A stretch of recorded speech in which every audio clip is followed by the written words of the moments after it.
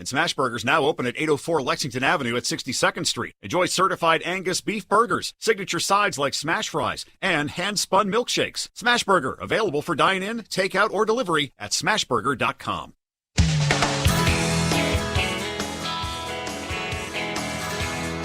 Welcome back as we wrap up the Nissan Mets pregame show. Final game of the Wild Card Series coming up in just a little bit. It's the Brewers and the Mets. Winner take all. It's time for our Player to Bank On, sponsored by California Cryo Bank. Build your family with the #1 sperm bank in the United States. And tonight, our Player to Bank On is Francisco Lindor.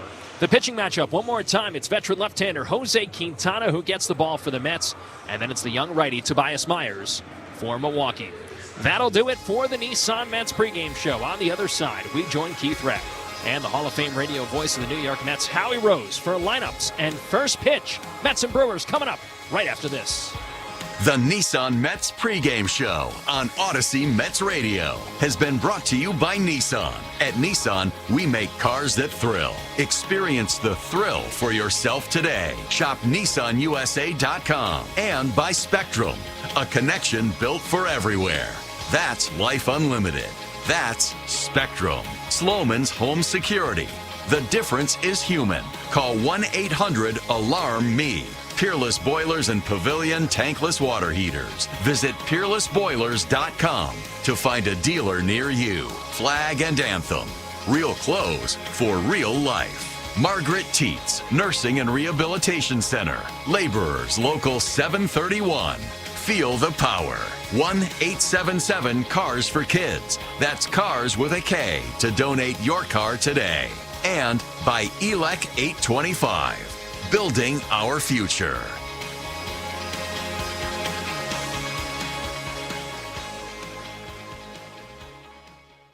Sports Grid Radio on Sirius XM has you covered this college football season. A rematch of the 2024 College Football National Championship game takes place with the Michigan Wolverines traveling to take on the Washington Huskies. Can the Huskies play spoiler after losing by 21 in last year's matchup to the Wolverines? Make sure you tune in to Sports Grid Radio to stay up to date on all the latest. The place to get the winning edge over the sports books this football season is Sports Grid Radio. Channel 159 in the car and on the Sirius XM app. You love listening to baseball. You love talking about baseball. You love yelling at your buddies about baseball because they love baseball, and so do we. That's why SiriusXM has the only channel on the radio dedicated to baseball 24/7. It's MLB Network Radio, SiriusXM Channel 89. News, opinions, passionate baseball talk from former players and GMs, plus interviews with players, managers, and executives, and much, much, much more. If you can hear me right now, you've got MLB Network Radio. SiriusXM. What's up, baseball fans? Thanks for hanging out with us for this MLB playoff game. Please take a minute and exit out of the chat and hit that thumbs up button. Make sure you've hit that like button because it helps bring more people here into the chat to have a good time and chat it up during this game. And we're doing every single game live on TSI for the entire 2024 MLB playoffs. Make sure you've hit that like button. Please share this link out to your friends. It helps bring more people into the chat. Put it out on the socials. Let's get more fans of your team here hanging out with us. Thanks for hitting that like button. Back to the chat. Go, team, go. The 2-1 to Nimmo. Driven in the air. Deep right field. This baby's on the way. It is gone! A long two-run homer for Brandon Nimmo. Hit hard off Manaya's feet. Into the air. Near short. Caught by Acuna. Throw to first in time. What a play. First pitch to Lindor. Swing and a drive. Deep to right. Down the line. There she goes. Home run. Francisco Lindor. And Morton's first pitch. Swinging a high fly ball. Center field. Duran back. It might go. It does. Home run, Alonso. First pitch. Swinging a bouncing ball. Slowly hit towards third. Cutting across Iglesias. He's got it. Throws to first. Put it in the books. New York Mets baseball is brought to you by your local Honda dealers. Contact one for a great deal today. And by Bigelow Tea. Grab a mug and tea proudly. The Rothenberg Law Firm. InjuryLawyer.com. Casamigos Tequila. Brought to you by those who drink it. Thrivewell Infusion. The official IV sponsor of Odyssey Mets Radio. Visit ThrivewellInfusion.com. Bridgewater Acura on Route 22 in Bridgewater, New Jersey. Peerless Boilers and Pavilion tankless water heaters. Visit peerlessboilers.com to find a dealer near you. LifeVac, the original choking rescue suction device that saves lives. The New York Lottery. Gambling problem? Call 1-877-8-HOPE-NY. And by Berkeley College. Your potential is our promise. From American Family Field in Milwaukee, Wisconsin, welcome to New York Mets baseball. Tonight, the Mets face the Milwaukee Brewers in the third and deciding game of this National League Wild Card Series, which is tied at 1 game apiece.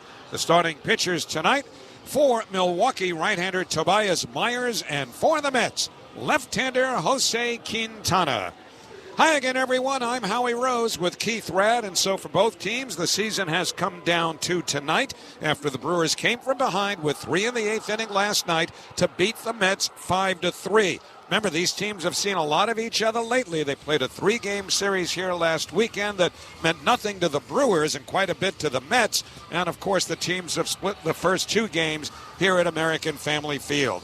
Our game time temperature is sponsored by Peerless Boilers and Pavilion Tankless Water Heaters. Go to peerlessboilers.com for a dealer near you. The roof is closed. It is 67 degrees outdoors. And we'll come back to look at the pitching matchup right after this on Odyssey Mets Radio, driven by your Tri-Honda dealers.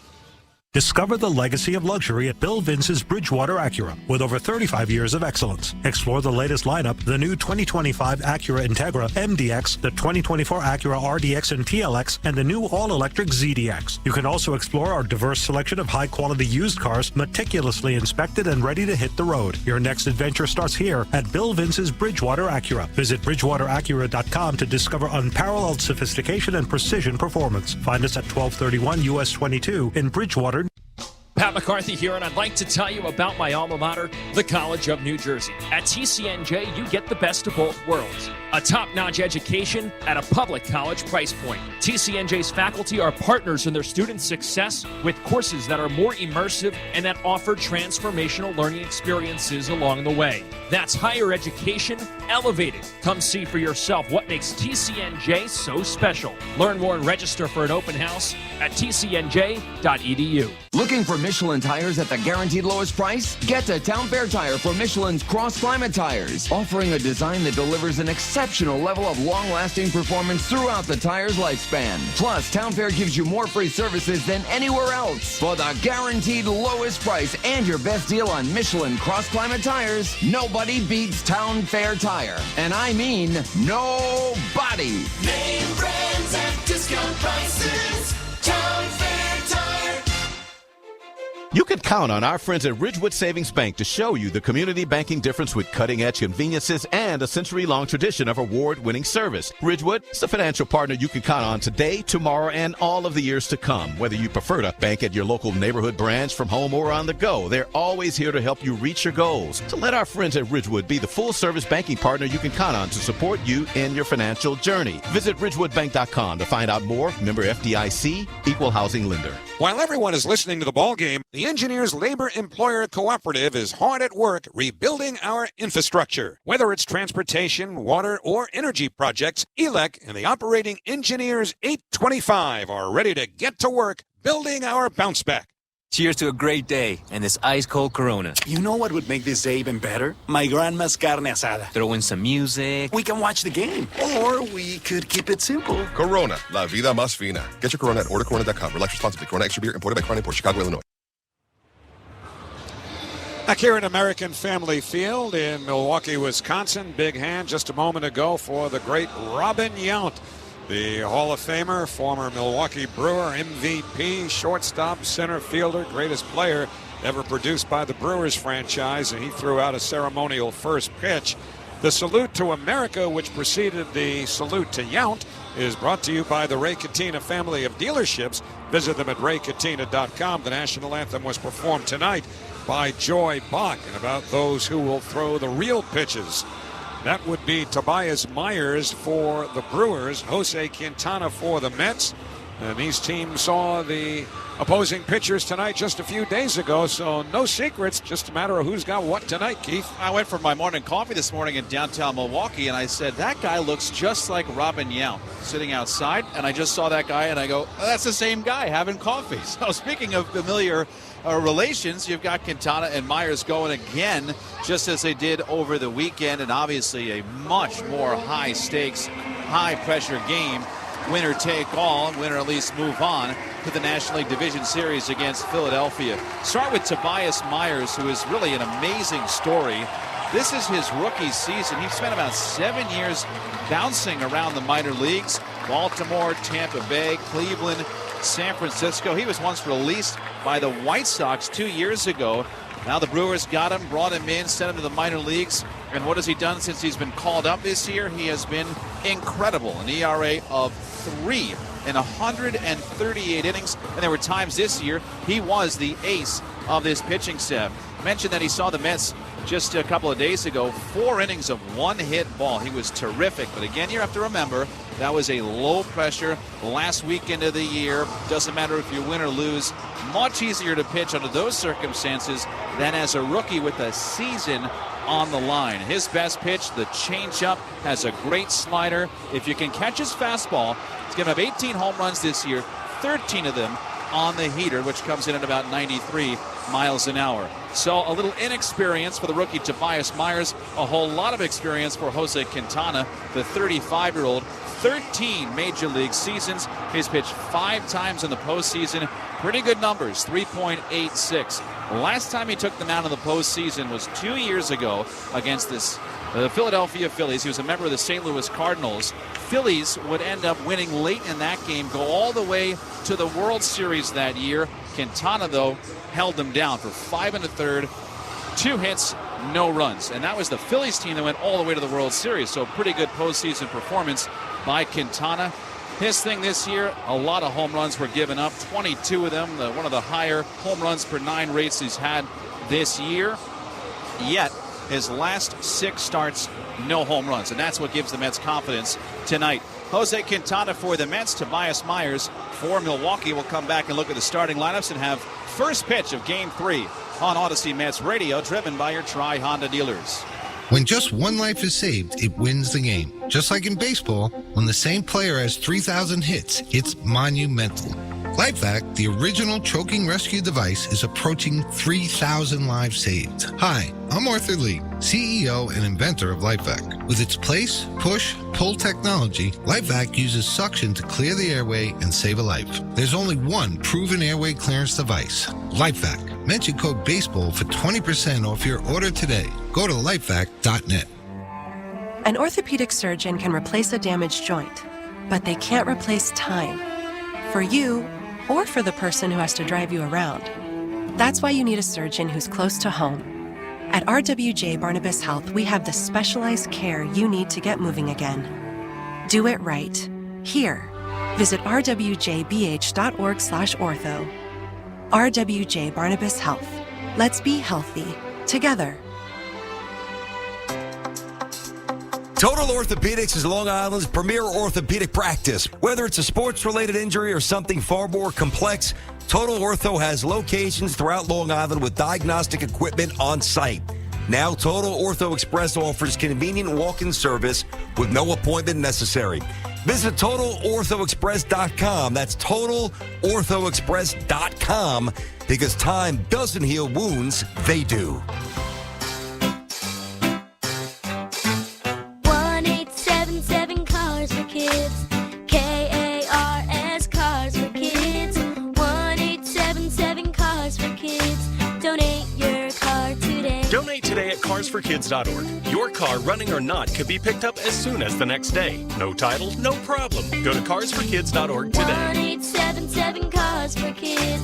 Donate your car today. Now accepting donations of land, homes, buildings, or any kind of real estate. Come home to SNY. Lot to get to here on our postgame show. As our team covers your team with all the postgame reactions. That is as playoff baseball as there is. On the Mets playoff run. Nissan Postgame Live tonight, immediately after the Mets wildcard game. Only on SNY. Back in Milwaukee, Game 3 of the National League Wild Card Series. Winner moves on to take on Philadelphia Saturday in the NLDS. The loser goes home. Tonight's starting lineups are sponsored by Ramsey Mazda. Choose wisely, choose Ramsey Mazda. For the Mets, their shortstop Francisco Lindor leads off. Mark Vientos bats second and plays third base. The left fielder Brandon Nimmo hits third. Pete Alonso, the Mets cleanup hitter, plays first base. Jose Iglesias Candelita, he plays second base and bats fifth. Jesse Winker, the designated hitter tonight, he bats sixth. And then the bottom trio for Carlos Mendoza's Mets, Starling Marte in right, with center fielder Tyrone Taylor bats eighth. Francisco Alvarez, the catcher, batting ninth. A little bit of a different lineup for the Mets, who are guarding against what is inevitably going to be a lot of relief pitchers, really from both sides, but from Milwaukee. So for Carlos, he has scattered the lefties enough where Pat Murphy would have to think, do I want a lefty to pitch to a couple righties on the way to another lefty? That's the way that this lineup it starts with shakes out for the Mets, who finished the regular season at 89 and 73. They are the 6th seed in this National League playoff. Jose Quintana's on the mound tonight for the Mets. He finished his year 31 starts, 10-10, a lifetime ERA of 3.74. He finished this year with an ERA of 3.75. Now for the Brewers, who won the National League Central. They are 93 and 69. They won last night. It was huge for them. They have not won a postseason series, despite making the postseason a lot these last couple of years. They have not won a series since 2018, when they went all the way to the NLCS. For the Brewers and their manager, Pat Murphy, first-year manager, left fielder Jackson Churio leads off. The center fielder, Blake Perkins, bats second. William Contreras hits third. He's the DH tonight. Shortstop Willie Adames hits cleanup. So Contreras DHing. Gary Sanchez not only going to hit fifth, he's going to catch tonight, which is big for the Brewers. Contreras is dealing with, as Pat Murphy said colorfully, a very scratchy knee, whatever that means. So Sanchez batting fifth, catching. Rhys Hoskins bats sixth. He's at first base. Right fielder Sal Frelick bats seventh. Third baseman, that's the 8-hitter Joey Ortiz. And Bryce Terang, the second baseman, bats ninth. Tobias Myers makes the start tonight for Milwaukee. A rookie, despite being 26 years old, out of Winter Haven, Florida. Former high school pick out of Winter Haven High School by the Baltimore Orioles all the way back in 2016. Brewers have taken the field. They're wearing their home whites with the navy blue pinstripe top to bottom. Brewers written in capital letters across the chest in navy, trimmed in yellow. And for the Mets, they wear the road gray uniforms. It's been a long time for the Mets since they've been home. Only way they get back home is win this one and get back to Citi Field in the NLDS. Gray top, gray pants, New York written across the chest in blue, trimmed in orange, and the blue hats for the Mets with the NY in orange interlocking. When it's game time, it's Tully time. The first pitch is brought to you by Tullamore Dew Irish Whiskey, the original triple distilled, triple blended, and triple cask matured Irish whiskey. Be sure to grab a Tullamore Dew during tonight's game. Only game in town, biggest game of the year thus far for both of these teams. We are ready to go, and so is the Hall of Fame radio voice of the New York Mets, Howie Rose. All right, Keith, thank you very much. And the Mets are going to try to continue a trend tonight, as this is the third year that they have had this wild card series, and in 8 of the first 11 series that have been played, the road team has won the series. And the Mets have an opportunity to do that tonight. Remember, they lost the series as the home team to the visiting San Diego Padres 2 years ago at Citi Field. So in that regard, even though it's against a different team, the Mets have a chance to flip the script tonight. And they will do it with Francisco Lindor leading off against the right-hander Tobias Myers. And both managers, to be sure, will have pretty short hooks. If either of their starting pitchers struggle early, there's nothing to hold back for. And so for the Mets, you would imagine that if Quintana should falter early, David Peterson would be first man up. For the Brewers, it's a little bit of a different story. Myers is starting tonight. He came in behind the opener, Jared Koenig, over the weekend here in Milwaukee. Well, now Lindor is in to lead off, batting left-handed, the righty Myers. First pitch, a fastball that's high for ball one. Lindor 0 for 6 in this series. So the last hit that Francisco had was his extremely dramatic home run in Atlanta. 1-0 the count. Now Myers deals. Swing and a miss. Big cut at a changeup. And the count, 1-1 strike. And that changeup has become a huge weapon for Myers. Hitters have only gone 4 for 48 against that change of pace. And the 1-1 lifted in the air, foul off to the left and out of play. Back into the third deck. And so it is 1-2 to Lindor. Myers making his, when you count the regular season, 26th start and 28th appearance. He has some story. Here's the 1-2 pitch to Lindor. Swinging a liner to the gap in right center. That's in for a base hit. Perkins trying to cut it off. He does. Lindor a big turn. Now he tries for second. The throw, the slide. He is safe at second base. Either he got around the tag or perhaps the ball wasn't held by Terang, but Lindor somehow got in there because the throw beat him. And Lindor actually appeared to hesitate going around first base. So we'll see whether the Brewers have anything to challenge here. But if it stands, the Mets have a leadoff runner in scoring position. This is all Lindor sliding to avoid the tag here. I haven't seen the Brewers want a challenge. They must have looked at this. We're just getting a look now. Lindor dives in, 2 hands toward the bag. Swim move. Reaching in with the left hand, reaching back with the right. At the same time, Terang looks like he drops the ball, Howie. So that's the reason why Lindor was safe at second. And now here is Mark Vientos, and the Mets with an instant threat. So Myers to the belt, his first pitch. Swing and a miss, 0-1. Started him off with a good hard slider. Well, the Mets know that the Brewers are a team with enormous pressure because of their postseason history, which was outlined a moment ago by Keith. 0-1 now the pitch. In the dirt, nice block by Sanchez. And remember now, Gary Sanchez, through most of his career, has been a defensive liability behind the plate. Well, this year, he's thrown out 6 of 29 who have tried to steal. He doesn't do a whole lot of the catching anymore. That's William Contreras' job. Contreras, the DH, with a knee issue tonight. The 1-1, fastball over for a called strike. It's 1-2, but that's a little something to keep an eye on if the Mets try to exploit Gary Sanchez. Again, it's not so much his throwing per se. It's his mechanics behind the plate.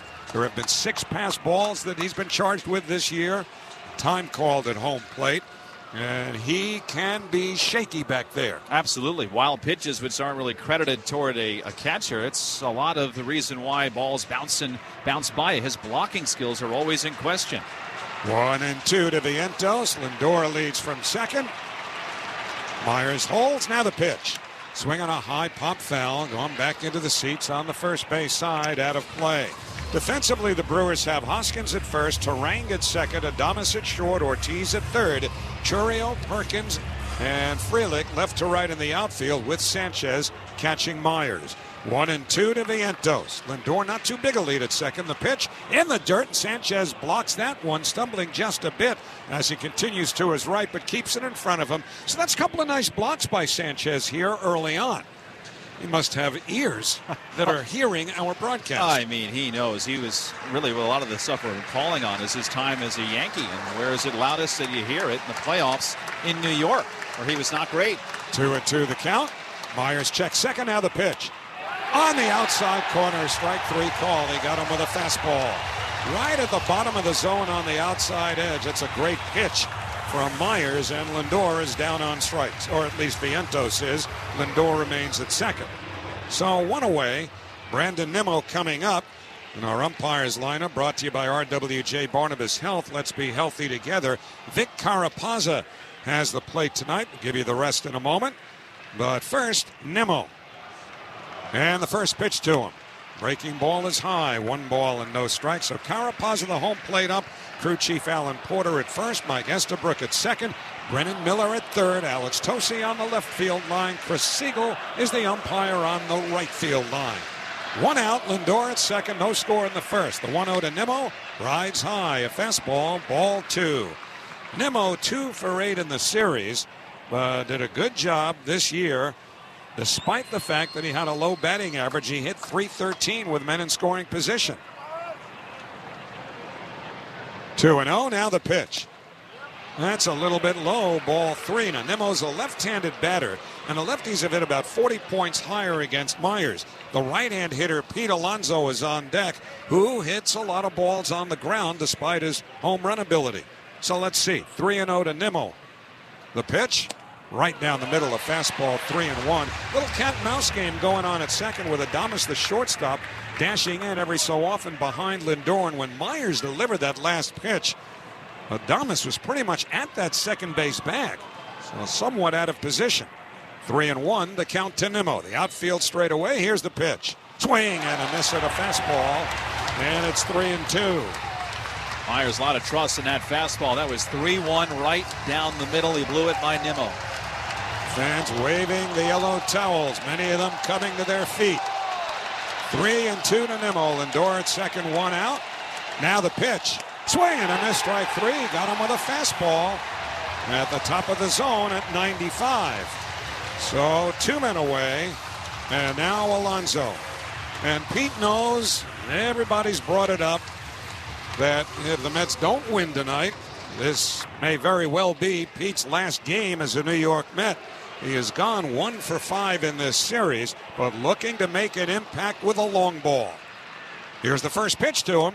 It's low and away, 1 ball and no strikes. Now another right-handed hitter, Jose Iglesias, is on deck. Alonso played in all 162 games of the regular season. Lindor at second, 2 out, no score in the first. The 1-0 pitch. Pete hits it high in the air to center field, deep but playable. Perkins is back, waiting, makes the one-hand catch, side retired. A leadoff double by Lindor. The Mets fail to advance him. Middle of the first inning, the Mets nothing, the Brewers coming up on Odyssey Mets Radio, driven by your Tri-Honda dealers. Let's go Mets! New York Community Bank is now Flagstar Bank. We're the same friendly faces, same great service, and same local branches. Only now we have an all-new name, all-new look, and even more banking solutions. Flagstar.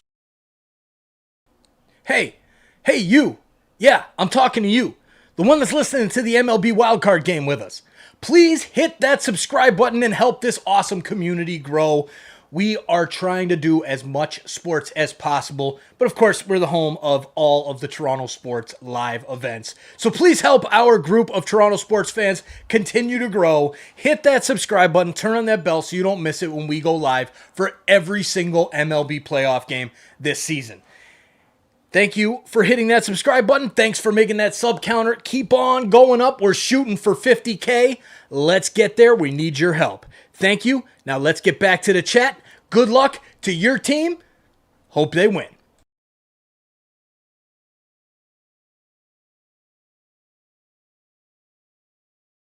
And more to help you stand out. At Berkeley College, your potential is our promise. Learn more at berkeleycollege.edu. Connection, opportunity, possibility. It's what we all want. Spectrum has built a world where anything is possible, with products and services designed to work better together for a seamless connectivity experience. A connection to family and friends, a connection to education, and a connection to new opportunities. So there's no limit to how big we can dream. That's Life Unlimited. That's Spectrum.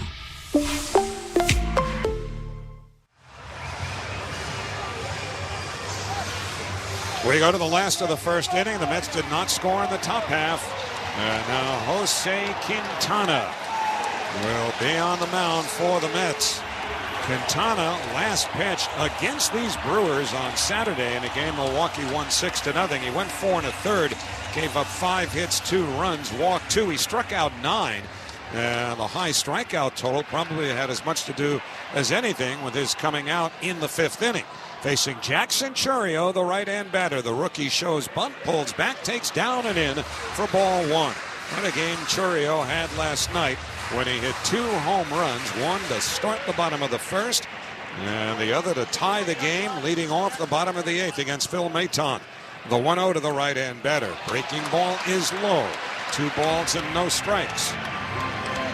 Chourio 4 for 8 in the series with 2 home runs, both last night, and 3 runs batted in. Now Quintana with a 2-0. Swing on a liner up the middle. Base hit going into left center field.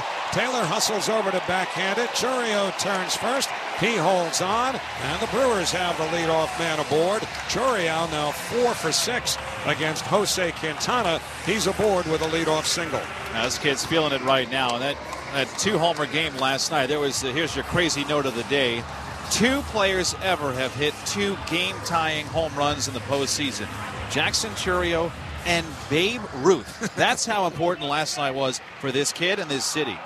Here is Blake Perkins, switch hitter. And a throw to first. Alonso not even right on the bag. Takes the throw. Perkins, the center fielder. Ran 2 for 3 in last night's game, including a sacrifice fly. And the first pitch, he shows bunt, pulls back, takes high and outside. Ball 1. And the Mets defensive alignment is sponsored by Orland & Cohen Orthopedic Group. Experiencing orthopedic pain, they've got specialists for that. Alonso at first, Iglesias at second, Lindor at short, Vientos at third. 1-0 to Perkins. The pitch again shows bunt, bunts foul to the backstop. And the count 1-1. Nimmo Taylor Marte left to right in the outfield with Francisco Alvarez catching Quintana. That bunt ricocheted right off the umpire's face mask. So Alvarez is turning to see if Vic Carapaza's okay. Kind of surprising that the Brewers didn't get a bunt down there. Who knows if Perkins tries again, but that is part of the small ball defense speed that they bring to the table, and they've had a lot of boxes unchecked this series. I'm surprised he didn't get that bunt down. Chourio can steal a base, as many of these Brewers can. He stole 22. 1-1. Now the pitch. Perkins full swing, liner towards left. It's a foul ball. Just got out in front. It was a fastball, and that did not miss by more than a foot or so of being an extra base hit. One thing about these Brewers, we talk about their stolen base ability. That's one thing. Only the Washington Nationals stole more bases than the Milwaukee Brewers, but they have team speed. They are elite going first to third, elite going second to home, and even elite going first to home. Their team speed is that good, so they are always a threat when they're on base. Now Chourio with a fairly short lead against Alonso. Quintana ready, the 1-2 to Perkins. Swing and a miss, strike 3. Got him with a changeup. So big out there. 1 man away, and it'll bring up the number 3 hitter, William Contreras, as we come to you live from the Bigelow Tea broadcast booth. Bigelow Tea, grab a mug and tea proudly. Now Contreras, normally the catcher, is the designated hitter, and Contreras, as was mentioned earlier by Keith, catching tonight because of what Pat Murphy calls a scratchy knee. I don't think it's an itch. The first pitch to him is taken low, 1 ball and no strikes. Whatever's going on with that knee, it no doubt precludes him from being as mobile as he needs to be behind the plate. We'll see if that translates on a ball potentially put into play. He's 2 for 8 in the series. Right-hand batter. Quintana's 1-0 on the outside corner. A fastball. 1 ball and 1 strike. So the first Mets strikeout of the game, sponsored by Berkeley College. Take a swing at your future with one of their certificate or degree programs. Learn more at berkeleycollege.edu. Iglesias shaded towards the bag at second. Alonso holding Chourio at first. No score, 1 out, bottom 1. The 1-0 in the dirt. Nice block by Alvarez. And the count 2-1. Francisco keeping that close enough in front of him so that Chourio really couldn't even think realistically about trying to get down to second base. Willie Adames, the shortstop, waits on deck. Contreras, one of many Brewers who strike out a lot. Hard to imagine the 3 teams in the league struck out more than the Brewers did. 2-1 the count. Quintana's pitch. Breaking ball on the outside corner. A called strike 2. A curveball, and that was borderline at best. But Quintana gets the call from Vic Carapaza. Maybe a little frame job done effectively by Francisco Alvarez. So 2-2 the count. Quintana to the belt. Now the pitch. Outside with a changeup. So 3-2.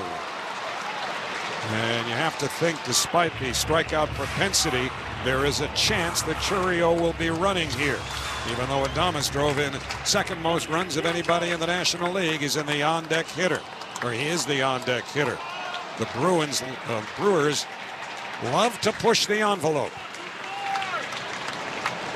3-2 the count. Let's see what Chourio does here. Quintana sets. He is running. The pitch hit on the ground up the middle. Lindor, the shortstop, has it. Shovels to second. Safe. Throw to first is in time. So they do get the hitter Contreras out at first. Churio beat the flip from Lindor at second. So 2 men away. Churio, the runner, at second, although the Mets are having a look at it.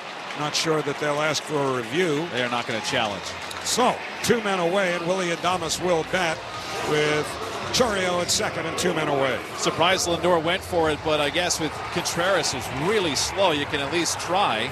So that putout goes 6-4-3 at first base for 1 out. And again, they know that Contreras has some issue with his knee, so I'm sure that factored into the equation. And now with 2 out, here is Adames. Right-hand batter. And the first pitch to him. Fastball high, ball 1. Now Adames may be playing his last game as a Brewer tonight, free agent after the year. He looks different than the other guys. He's got a red compression sleeve on his right arm, and he's wearing red shoes, red cleats. I mean, deep red. None of the other Brewers are wearing that. Quintana wheels to second, forcing Churio to dive back in, as Iglesias, closest to the bag, was nowhere near him. That's what the fans are booing about as much as anything. So now Churio dashes a few feet down the line as Quintana gets back up onto the rubber. 1-0, the count to Adames. Here's the pitch. Swing on a high pop-up, left side of the infield. Vientos with Lindor. Lindor calls and makes the 2-hand catch. Side retired. No runs, a hit, 1 left at the end of 1.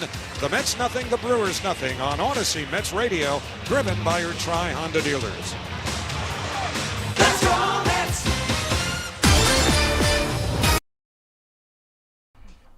Cheers, Insiders. Thanks for hanging out with us today for this MLB playoff game. Please take a minute to go check out our campaign page. We are running our fall drive for Sick Kids Hospital in Toronto. You can click the QR code that's right here on the screen right now, or the link that's pinned in the chat. That's going to take you there, where if you could, make a donation, even if it's just small. If it's big, great. Small is awesome too. It will add up. Look at the amount of people that we have here hanging out with us during these baseball games. Let's make a difference in our community. A portion of our proceeds from Toronto Sports Insider goes donated every single month to this Sick Kids different campaigns. Please take a few minutes to, if you are watching a game and you see an advertiser pop up that you might be interested in, please click it. It does benefit this great campaign that we're running with Sick Kids Hospital as well. Thank you all for being here. Cheers to everybody. Enjoy the rest of the game, and good luck to your team.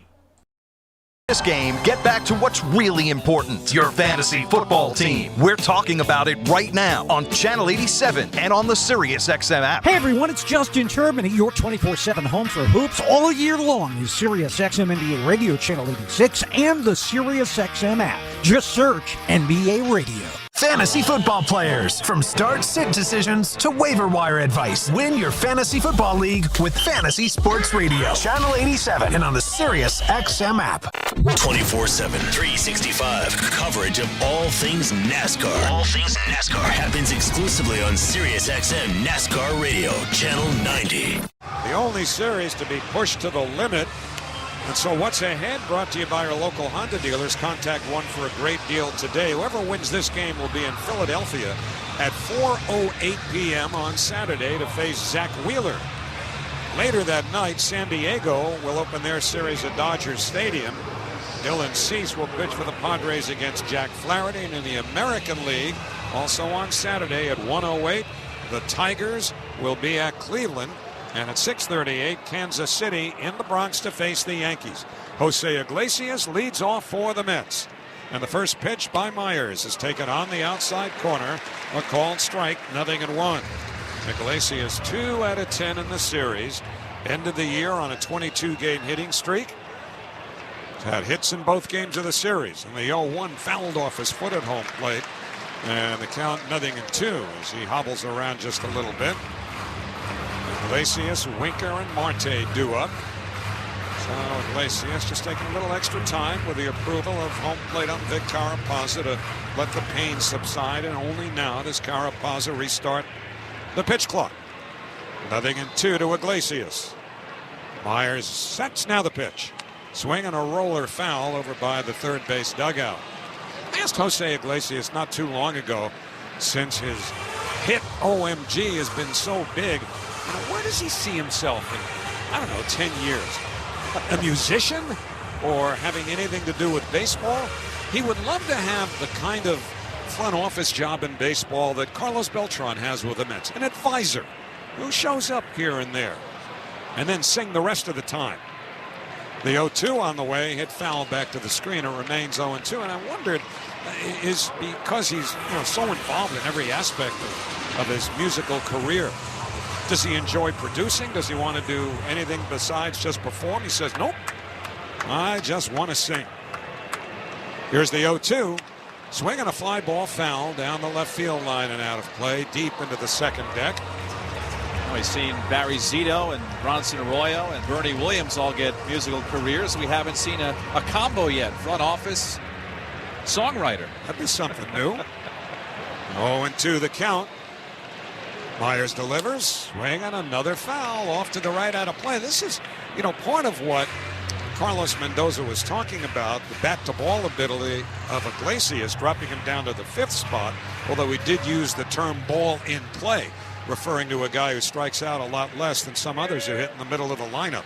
Reason for the move tonight. The 0-2, swinging a fly ball, shallow right, charging in Frelick. He'll get there, and he makes the one-hand catch, one man away. And it'll bring up Jesse Winker, as you no doubt will hear.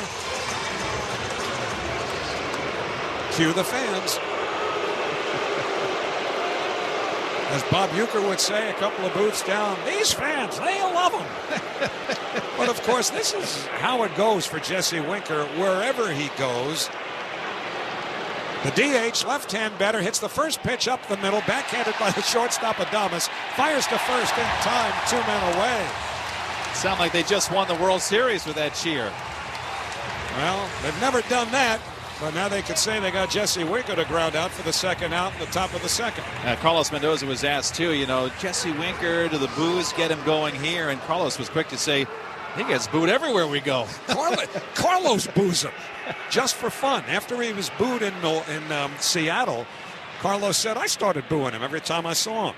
Here's Starling Marte, takes the first pitch on the outside corner, strike one called after showing bunt. Marte 2 for 5 in the series. Had a couple of hits last night. Stole a base.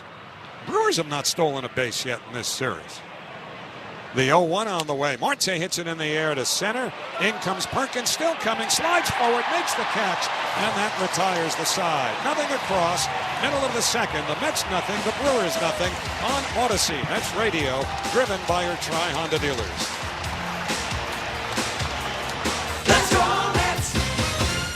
Boilers wants to keep you in heat and hot water, so check out Peerless Boilers, the world's best-built boilers, and Pavilion tankless water heaters, the world's best-built tankless water heaters. Learn about both at peerlessboilers.com, and remember, Peerless Boilers are the world's best-built boilers. The Nissan Rogue with available Google built-in helps you make the most of your drive. Take care of the small stuff, like, hey Google, cool down my car.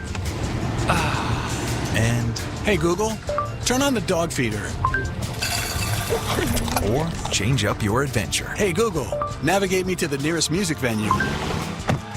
Handle your drive like a pro.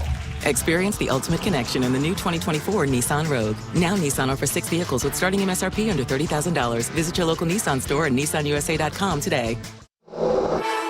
Not equipped on all vehicles. Requires compatible device. Sequences shortened and simulated. Activation of Nissan Connect services package required. Only use features when safe and legal to do so. Data rates may apply. Subject to third-party service availability. Google, Google Play, and Google Maps are trademarks of Google LLC. Applies to 2024 Nissan Altima, Kicks, Leaf, Rogue, Sentra, and Versa base models. Trim level described with higher MSRP. All prices are manufacturer's suggested retail price. MSRP excludes $13.90 destination and handling charges, tax, title, license, and options. Dealer sets actual prices. Play $10 million cash from the New York Lottery. Gambling problem? Call 1-877-8-HOPE-NY or text HOPE-NY. Do you need to upgrade your wardrobe this fall? Visit flagandanthem.com for premium quality clothes without the premium price tag. Super comfortable flannels, jeans, and quarter zips, even jackets and boots. Get 25% off your order with code METS24. Flag and Anthem, real clothes for real life. The bottom of the second is the perfect time to brew up a cup of your favorite Bigelow tea and take a moment just for you. Bigelow tea. Grab a mug and tea proudly. Get ready for what happens next. Visit MLB.com/tickets to explore 2025 ticket options today. What happens next for these teams is the winner goes to Philadelphia. The team that doesn't goes home for the winter. And Gary Sanchez, the former Met, will be the batter. That'll be a guy that years down the road you'll hear about and say, wait a minute, that guy played for the Mets? Great immaculate grid answer. Yep, that's right. Now they went 1 for 6 with him. And here he is, 1 for 3 in the series, leading off against Quintana. And the curveball starts him off low, ball 1. Sanchez, a right-hand batter, as is Rhys Hoskins on deck. And then left-hand hitting Sal Frelick. Now Quintana with a right leg kick, deals 1-0. And a liner to left field. That's going to be a base hit headed towards the wall. Nimmo's got to wait for the carom. Picks it up on the warning track. Sanchez on his way to second. And he's in standing with a double. So for the second straight inning, the Brewers put the leadoff man aboard, this time in scoring position as Gary Sanchez has doubled to begin the bottom of the second. Let's pause for station identification. This is Odyssey Mets. You're listening to the National League Wildcard Series on SiriusXM. Join us after the game on MLB Network Radio, SiriusXM 89. There's Keith Radd with you in Milwaukee. Leadoff double by Gary Sanchez here in the last of the second inning of a scoreless game brings Rhys Hoskins to the plate. Mets have done a good job on him. He's 0 for 7 in the series. And Quintana to the belt, his first pitch. Fastball foul back upstairs to the right of home plate. And the count 0-1. 92-mile-an-hour fastball sponsored by Spectrum. A connection built for everywhere. That's Life Unlimited. That's Spectrum. Hoskins, 26 homers, 82 RBIs, and a .214 batting average during the regular season. And the 0-1 on the way. Outside with a changeup. So 1 ball and 1 strike. He has been in the middle of so much against the Mets over the years, including this year. A fracas in the first series of the year at Citi Field. Sliding into Jeff McNeil at second, who took exception to it. 1-1 to Hoskins. Quintana delivers. Missed the outside corner with a fastball, ball 2. And Jeff McNeil is a name you haven't heard much lately. Well, he's at home in California awaiting the birth of a child. If the Mets play on, then there's a chance he'll meet them at the next stop. Not necessarily ready to play. Here's the 2-1 pitch. Breaking ball fouled straight down at home plate. It's 2-2. Seems that the best case scenario for McNeil would be if the Mets can go all the way to the World Series, that he might be ready then. Carlos Mendoza was kind of musing about that the other day, but that's kind of far off in the distance right now. First things first, good luck to Jeff and his wife on the impending birth of their child. Meantime, Sanchez, hands on hips, leads for second, nobody out. Last of the second, no score. 2-2 to Rhys Hoskins. Now the pitch. Swing on a chopper foul. Ball rolls up the third base side. And it's 2 balls and 2 strikes with Sal Frelick, the left-hand hitter, on deck. Lefties have actually hit a little more against Quintana this year, 24 points higher than the right-handers have. One of the reasons for that, Quintana with an excellent changeup. Very often a prime weapon against right-hand hitters like Hoskins, who will love to hit that heater. 2-2. Now the pitch. Swing and a miss, strike 3. Got him with a fastball. And Hoskins down on strike. So again, this high strikeout Milwaukee Brewers team with a strikeout in a situation there where at the very least they would like to have advanced Sanchez to third where he could score on and out, but he's still at second, 1 away, and now the left-hand hitting Sal Frelick coming up. Viento's going to be in at third here. You never know. Second strikeout for Quintana. First pitch to Frelick, down the middle, a called strike, 0-1. Frelick, former first-round pick out of Boston College, injured his hip last weekend against the Mets here. There was some thought he might be out for quite a while. The 0-1 pitch. Check swing. Fastball away. Did he go? Saying he fouled it off. Evidently, yeah. Frelick just looked back at Vic Carapaz on the home plate up. Apparently he did. And the count 0-2. Frelick's looking into the dugout behind him to see if Pat Murphy wants to challenge this. They will not. That's a tough one to really try to burn a challenge on here very early in this game. Right-hand hitting Joey Ortiz waiting on deck. Sanchez at second, by the way, not a fast man at all. Marte by far the best arm in the Mets outfield. 0-2. Now the pitch. Breaking ball is low. 1 ball and 2 strikes. Quintana last time out, we told you, lasted 4 1/3 against the Brewers. Ran up a high pitch count because he ran up a high volume of strikeouts. He struck out 9 in 4 1/3. Needed 92 pitches to do it. He is at 26 now. He is on regular rest tonight. 4 days rest. 1-2 pitch. In there, strike 3 called. He got him with a fastball, dotted over the outside corner at the knees. And that is vintage Quintana there. Not overpowering, not going to throw him much harder than 92, but he can master, when he's right, all 4 quadrants of that strike zone. He couldn't have walked it over there and placed it any better than where he threw it. Tell you what, Brewers are looking off speed because the fastball surprised Hoskins and certainly surprised Frelick, who took a backwards K. Now Joey Ortiz, who hasn't had a hit in the series. First pitch to the right-hand batter. Off the outside corner, he starts. His hands did not go. They appeal to first. Alan Porter says no swing. So 1-0 to Ortiz. With Bryce Terang, left-hand hitter on deck. 3 strikeouts now for Quintana. 1-0 the count. Here's the pitch. Swing on a pop foul. Straight back out of play. And it's 1 ball and 1 strike on Joey Ortiz. Came over from the Baltimore Orioles. Part of the Corbin Burns trade. He plays third, he plays second. Next year he'll probably be the shortstop, though, assuming Adames leaves as a free agent. Taylor a couple steps the other way in center against the right-hand hitter. Sanchez still at second, the 1-1. Foul back to the screen. So 1-2, Quintana with the fastball there. And now Jose is 1 pitch away from getting out of this as Sanchez doubled the lead off. 2 strikeouts later, he's still there with the game scoreless. So Quintana staring in. Now brings the hands together at the belt. The 1-2 to Ortiz. Upstairs with a fastball. 2 balls and 2 strikes. Oh, he sent Ortiz's eye level upstairs a bit. But again, that changeup has to be in the mind of Joey Ortiz. Quintana will throw that pitch to the outer part of the plate for the most part. And against this right-hand hitter, he's got some power too. 11 home runs. 2-2 pitch. Swinging a little punch job, shallow right, backing up Iglesias, makes the catch on the outfield grass, side retired. Leadoff double, nothing more. The end of 2. The Mets nothing, the Brewers nothing. On Odyssey, Mets Radio, driven by your Tri-Honda dealers. Let's go, Mets! In a season already plagued with injuries and underachievers, your fantasy football team is faced with yet another obstacle. The bye weeks are here! The bye weeks are here! When your star player takes a week off, listen to SiriusXM Fantasy Sports Radio for winning fantasy football advice. You got to work the waiver wire. You got to make trades. The draft is just... Hey, you. Yeah, I'm talking to you. The one that's listening to the MLB wildcard game with us. Please hit that subscribe button and help this awesome community grow.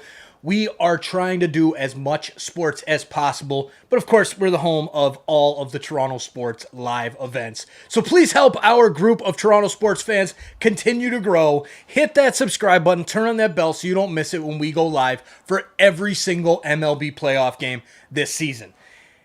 Thank you for hitting that subscribe button. Thanks for making that sub counter keep on going up. We're shooting for 50K. Let's get there. We need your help. Thank you. Now let's get back to the chat. Good luck to your team. Hope they win. To waiver wire advice, injury updates, and so much more. You cannot afford to drop a running back. Our experts will help you dominate. I think there's value there on Austin Eckler in PPR formats. Set your lineup with Fantasy Sports Radio. Your home for fantasy football all season long. Channel 87 and on the all-new SiriusXM app. Fantasy football players, from start-sit decisions to waiver wire advice. Win your fantasy football league with Fantasy Sports Radio. Channel 87 and on the SiriusXM app. SiriusXM NFL Radio is your home for the National Football League all year long on Channel 88 and on the all-new SiriusXM app.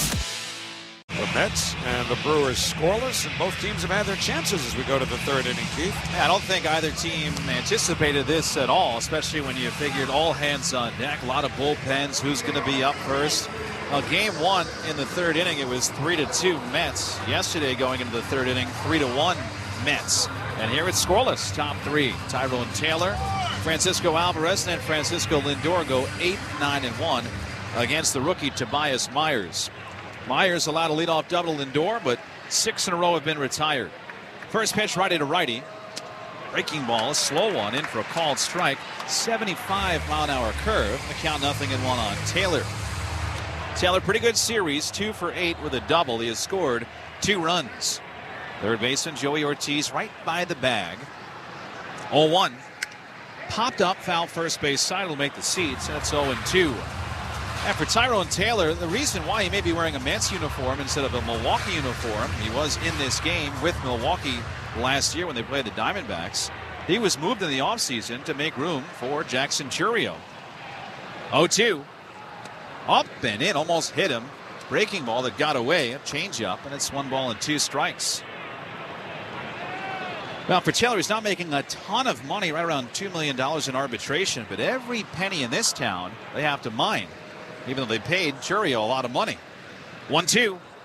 Missed high again with the off speed. 2 balls and 2 strikes. But Taylor fits the mold of a Chourio, Perkins, Frelick, Mitchell, guys that play the outfield. The Mets have loved the type of defense that he's had in a New York uniform. 2-2 from Myers. Slammed in the air, right center field, fairly deep. Frelick back, makes the catch on the run. Couple of steps in front of the warning track in right. 1 away. And Mets fans, when it comes to heating efficiency, Peerless Boilers and Pavilion tankless water heaters are in a league of their own. So go to peerlessboilers.com for more info. And remember, Peerless Boilers are the world's best built boilers. 108 top three, no score, Mets and Brewers. Here's Alvarez batting 9th tonight, 1 for 8 in this series. First pitch, breaking ball a little bit low, ball 1. And again, Pat Murphy selecting the young Tobias Myers to get the start. A rookie in a game like this, winner take all, is nerve-wracking on a day like today. Here's the 1-0 pitch. Dots the outside corner, 94-mile-an-hour fastball, and it's 1-1. Tobias Myers' first pitch he threw as a big leaguer, he threw to Andrew McCutchen, and McCutchen hit it out. That was his welcome to the major league moment this year. Myers is 1-1. Strike 2, outside corner again at 95, and it's a ball and 2 strikes. Well, Pat Murphy saw that. Saw Myers give up the home run to McCutchen in a regular season game in April. As soon as he gave up that homer, he came back with 5 innings, no runs. That's the kind of mental fortitude you need in a game like this. Alvarez 1-2. Myers set. Sanchez sets up away. Pitch. Down and away. Breaking ball. He did not go on a check swing appeal to first. 2-2. Good looking slider. And Alvarez stays alive. And again, Lindor is on deck. Lindor has the only Mets hit. Myers has struck out 2. 2-2 to Alvarez. Swing and a miss. High fastball. Third strikeout for Myers. He is done with the lineup first time through. Mets go just 1 for 9 against him with Lindor's double. And here is Francisco for the second time through as we come to you live from the Bigelow Tea broadcast booth. Bigelow Tea, grab a mug and tea proudly. Scoreless game, top 3. Lindor switch hitter batting left. Infield around to the right. Pitch. Curveball line toward right center field. That's down for another base hit. Frelick cuts it off. Fires in. Lindor going to be content here with a single. Took a big turn but hangs on. And Lindor here in game 3 is 2 for 2. His first 2 hits of the series. Well, Lindor getting on base. He's already run in this series. He has walked. It's amazing that we're here in game 3 and how he touched on it. The fact that the Brewers haven't stolen a bag and the Mets haven't hit a home run. We did not see that coming in this series. Brewers steal all the time. Mets hit a lot of homers. Here's Vientos. First pitch, breaking ball a little bit low with ball 1. Remember the first game these teams played here last weekend. The Brewers stole 6 bases in that one game. Lindor small lead at first. Hoskins holding him on. Righty against righty here with Myers against Vientos. There's the 1-0. Swing and a miss. Another breaker down and away, and Vientos flailing out in front. Vientos looking for something hard against Myers, who, when he does give up home runs, it usually comes off the fastball. That's why the Mets are hunting for the heat. Vientos struck out his first time. The 1-1. Way outside. Great stop by Sanchez, turning his glove over to the right. That was the fastball at 96, way outside. 2-1 on Vientos with Nimmo on deck. Roof close here at American Family Field. Lights are on. Lindor off first, 2 outs, 2-1. In the dirt, squeaks by Sanchez. It goes behind him. He still can't find it. Lindor gets to second and takes a turn, but stops right there. So that'll go down as, again, a wild pitch, but it's snuck by Gary Sanchez in the 5-hole, and that gives the Mets an extra 90 feet. It's always a gamble with Gary. A big 90 feet because it moves Lindor into scoring position, but man, he looked like a goaltender who just got beat from 30 feet. So now 3-1. Good count for Vientos here. No score, top 3. Mets once again have a runner at second base, and Myers steps off. I don't think we can emphasize enough what a risk it is having Gary Sanchez behind the plate in a game like this. Quite frankly, I was shocked to see that, the C next to his name, and now he's going to go out for a chat. You know, I saw that they do have, the Brewers, an extra catcher, Eric Haas, on their roster. Now, I think, again, as I said when this inning began, I don't think either manager expected the game to go like this. When you are expecting a lot of runs, that's why you have your offensive players in there first, like the Brewers do with Sanchez. You figured he's in there for runs traded, you know, back and forth for the first 4 or 5 innings. Then you go to defense. Right away in this now pitcher's duel, Sanchez makes a boo-boo, if you will, on a wild one. And he gets back in his crouch after meeting with Myers. Runner at second. No score. 2 outs. 3-1 to Vientos. Myers sets and fires. Swinging a high fly ball to right. Frelick moving back to the track, slowing down near the wall, makes the catch. Side retired. Right in front of the Mets bullpen in deep right center field. Vientos for a moment put it up in the air, but it stays in the yard, and we stay scoreless after 2.5 Mets and Brewers on Odyssey Mets Radio, driven by your Tri-Honda dealers. Let's go, Mets! Here comes the pitch. Foul ball. For all your home improvement needs, windows, doors, siding, or roofing, visit unifiedwindows.com or call 888-631-2131. Craving a tasty burger? Well, Smashburger has you covered. And Smashburger's now open at 370 7th Avenue at 31st Street. What's up, baseball fans? Thanks for hanging out with us for this MLB playoff game. Please take a minute and exit out of the chat and hit that thumbs up button. Make sure you've hit that like button because it helps bring more people here into the chat to have a good time and chat it up during this game. And we're doing every single game live on TSI for the entire 2024 MLB playoffs. Make sure you've hit that like button. Please share this link out to your friends. It helps bring more people into the chat. Put it out on the socials. Let's get more fans of your team here hanging out with us. Thanks for hitting that like button. Back to the chat. Go team, go. Remember who helped you get there. For the Ray Catena family of dealerships, it's an easy call. They're customers. It's why Ray Catena is the premier luxury automotive group in New Jersey and New York. Their game plan is simple. It's to always put the customer first with legendary customer service and the brands they trust the most. Mercedes-Benz, Lexus, Audi, Porsche, BMW, Land Rover, Infiniti, Jaguar, Mini, and Sprinter. Visit a Ray Catena dealership or go to raycatena.com. Here comes the pitch. Foul ball. For all your home improvement needs, windows, doors, siding, or roofing, visit unifiedwindows.com or call 888-631-2131.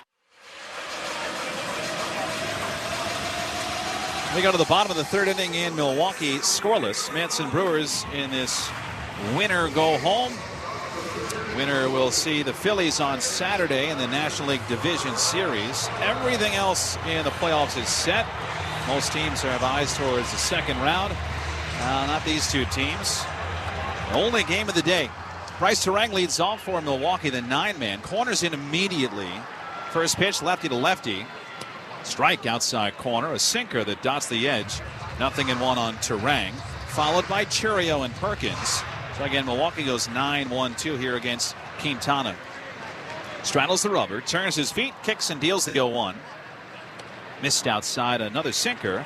1 ball and 1 strike. It is 9-1-2, but the luxury of Terang is that he acts as a second leadoff hitter batting in the 9th spot. He's been so tough. 5 for 8 in the series against the Mets. The 1-1. Outside, sinker. 2 balls and a strike. So far, again, Quintana, as you talk about, he has to be almost perfect with how he dots this side and that side of the zone. And he needs a couple of calls along the way from Vic Carapazza. Here's the 2-1 to Terang. Hit hard on the ground to second. Picked on the short hop. Spinning by Iglesias. Throws to first.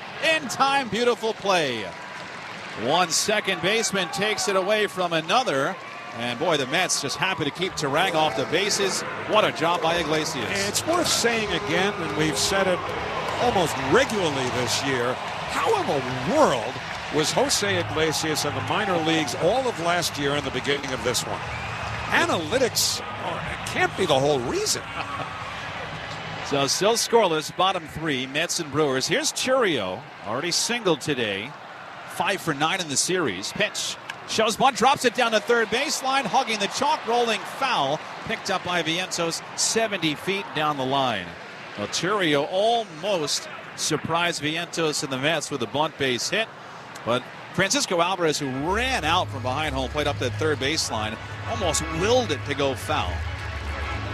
Right now, Vientos looking into the Mets dugout to see if they want him to move in another step or two. Although now that Churio has bunted foul once, I don't know that he would look to do that again. Really, Vientos holding his ground behind the bag. Churio back in the righty batter's box. Scoreless game, bottom 3, 1 out. Quintana's 0-1.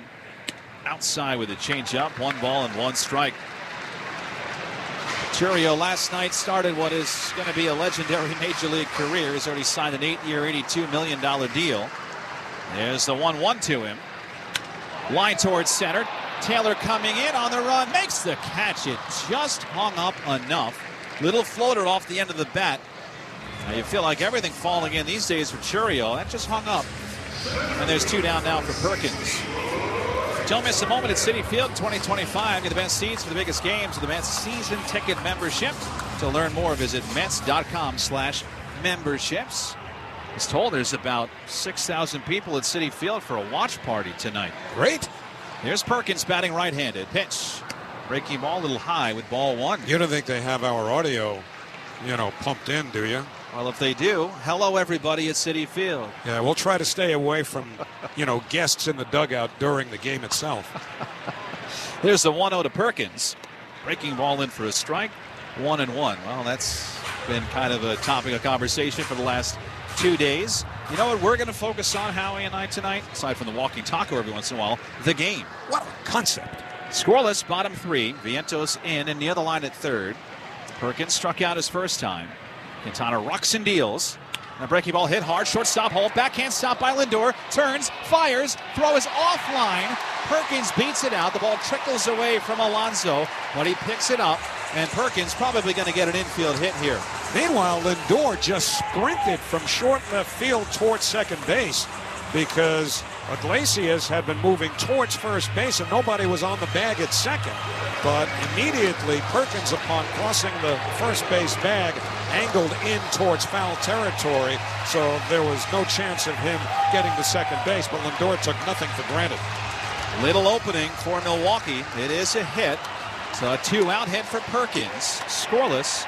Bottom 3, here's Contreras. Right-hander with power. A step off and a throw to first. 1 hop pick by Alonso. So Perkins got in safely. Alonso just had to rescue that on the backhand. It was a soft toss from Quintana, who just simply removed his back foot from the rubber and threw a little off balance. Had he thrown that harder, that would have been more of a problem for Pete. Perkins, another one that can run. He leads off first. Iglesias, the second baseman, is shaded way up the middle against the righty Contreras. Quintana set. Now the pitch. Up high, missed with 89. A sinker. Ball 1. Contreras bounced into what is a unique 6-4-3 putout at first base. And right now, Vic Carapazza is talking to Francisco Alvarez, who's lifted up the face mask.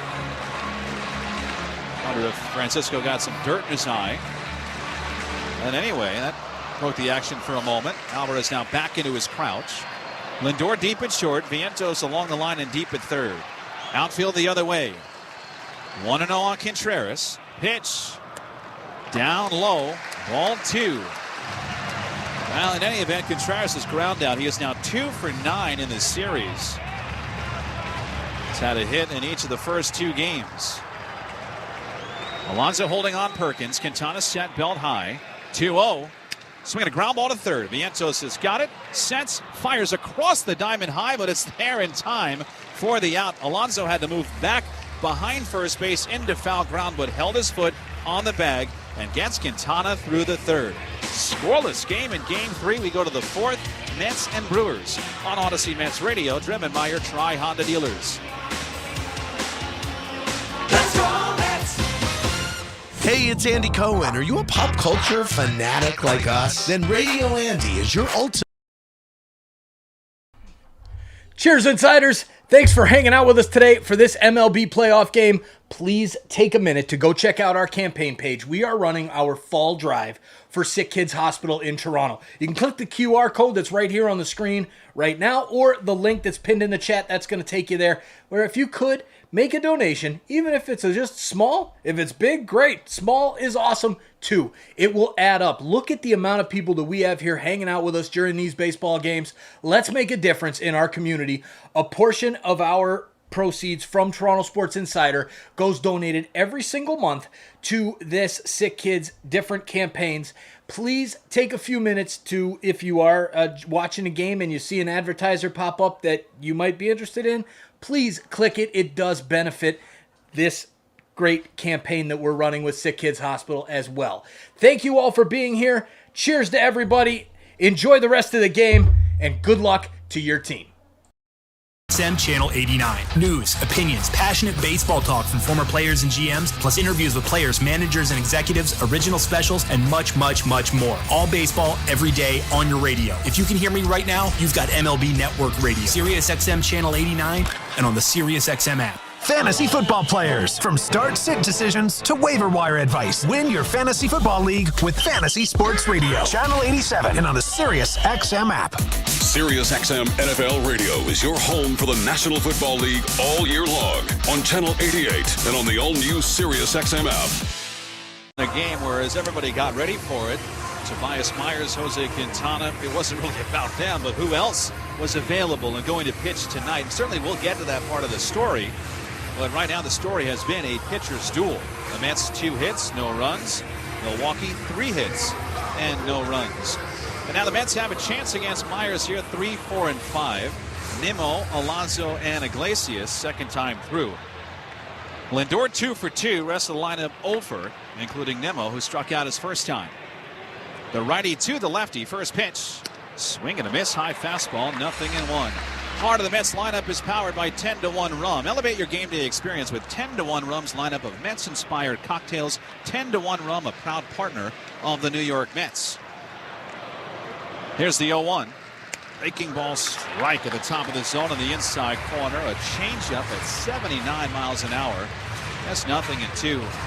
Again, this kid Tobias Myers, he has kept the Mets off balance again after going 4 scoreless against them last weekend.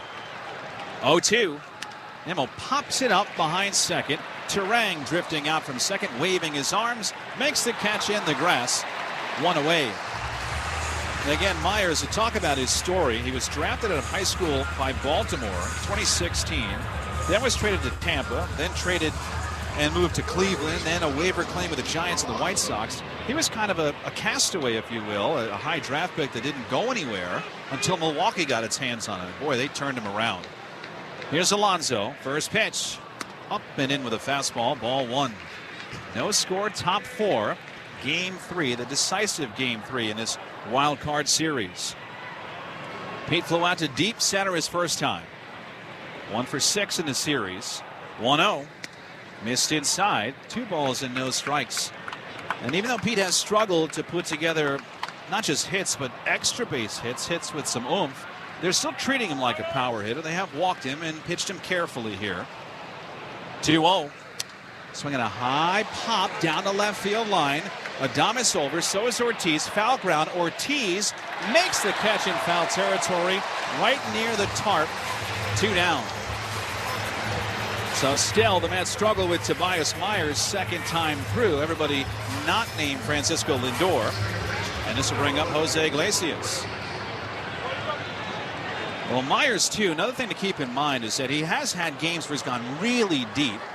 Has gone 8 innings twice. He's thrown 100 pitches 3 times. Pitch to Iglesias. Strike on the outside corner. 0-1. That was kind of the beginning of the year, middle of the summer, and then as things started to wind down toward the playoffs, short 4-5 inning stints. The 0-1. Little tapper towards short. Adames charges, gloves, throws on the run to first. In time, Iglesias grounds out. Another 1-2-3 inning for Tobias Myers.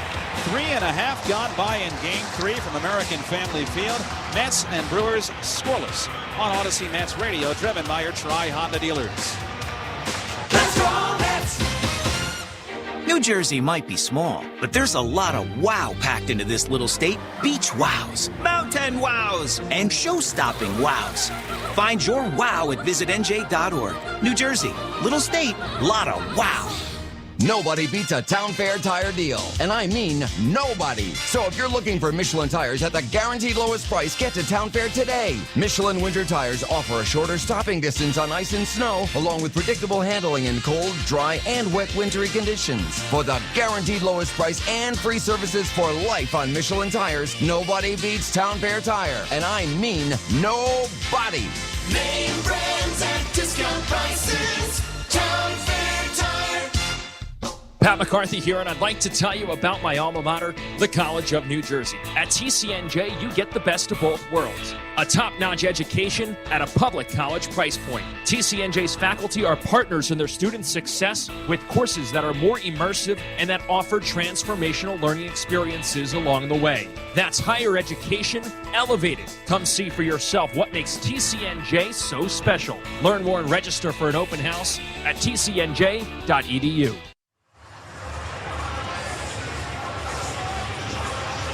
Nothing still. We go to the bottom of the fourth. Mets and Brewers in Game 3. Winner moves on. Loser goes home. The winner will see the Philadelphia Phillies on Saturday in Philadelphia. Again, the rest of the playoffs are set. Take a look at the scores brought to you by the New York Lottery. Play the new scratch-off games for your chance to win. Gambling problem? Call 1-877-8-HOPE-NY. Again, the rest of the playoffs squared away. In the NL, again, we haven't squared it away yet, but the Dodgers will see the Padres, who eliminated the Braves in 2 games yesterday. That is Saturday at 8:38 Eastern. Dylan Cease lining up at L.A. against Jack Flaherty. And then the American League, it is the American League Central, and the Yankees have crashed the party. The Yankees will be the 6:30 game on Saturday. Garrett Cole against Kansas City and Michael Wacha. And in the 1 o'clock hour, Detroit at Cleveland. Tanner Bybee against TBA. Who will go to see the Phillies? The Mets are trying to be the team out of this one. Bottom of the fourth, Milwaukee's Willie Adames leads off. And the first pitch from Jose Quintana. Foul back to the screen. Count quickly, 0-1. Adames, Sanchez, and Hoskins. And I really doubt most people thought we would be looking at 0-0 in the bottom of the fourth between these two pitchers with what we've had the last 2 days in this series. But here we are in a tight, tense one. Here's the 0-1 to the cleanup man. Adames rips one down the left field line, pulled foul behind the tarp, and it's 0-2. Now Adames, again, we tell you that he's probably going to hit free agency. He had such a monster year here. We talked about some of the greats in Brewers history, and Robin Yount, who was in the building today, throwing out the first pitch. Yount set the Brewers record for all-time RBIs in a season with 114. 0-2. Down and out, change up, ball and 2 strikes. Adames this year was 2 shy of tying that. He had 112. And so Pat Murphy played him over the weekend against the Mets, even in that last day, trying to get into that record. The 1-2. Little chopper, third base line. Vientos charges, gloves, has to go quickly, fires across, safe at first. Alonso tried a deep, long stretch. Bang, bang play. Alan Porter calls him safe. And now we'll take a look at the replay and see if the Mets want a challenge. For now, it's an infield hit. Carlos Mendoza looking behind him at John Gibbons, the bench coach, turns and says, no challenge. So infield hit for Adames. And not the first time that there's been pressure on Quintana, who has faced it to lead off an inning at the end of an inning. Well, it's actually the third time the Brewers have had the leadoff man on. By the way, in the playoffs, you do get 2 challenges, something to keep in mind. Neither manager has used a challenge yet tonight. Gary Sanchez up, doubled his first time. Right-hand batter, first pitch. Swinging a line drive left field. Nimmo coming in, has a beat, makes the catch hat high. 1 away. Good contact by Sanchez when he's the first out. Now tonight's uniforms brought to you by Flag and Anthem. Real clothes for real life. flagandanthem.com. Brewers in the home whites, blue pinstripe. The MB ball, all interlocked and interwoven together. The logo on the front of the navy blue hat. Mets wearing their road grays. New York written across the chest in blue, trimmed in orange.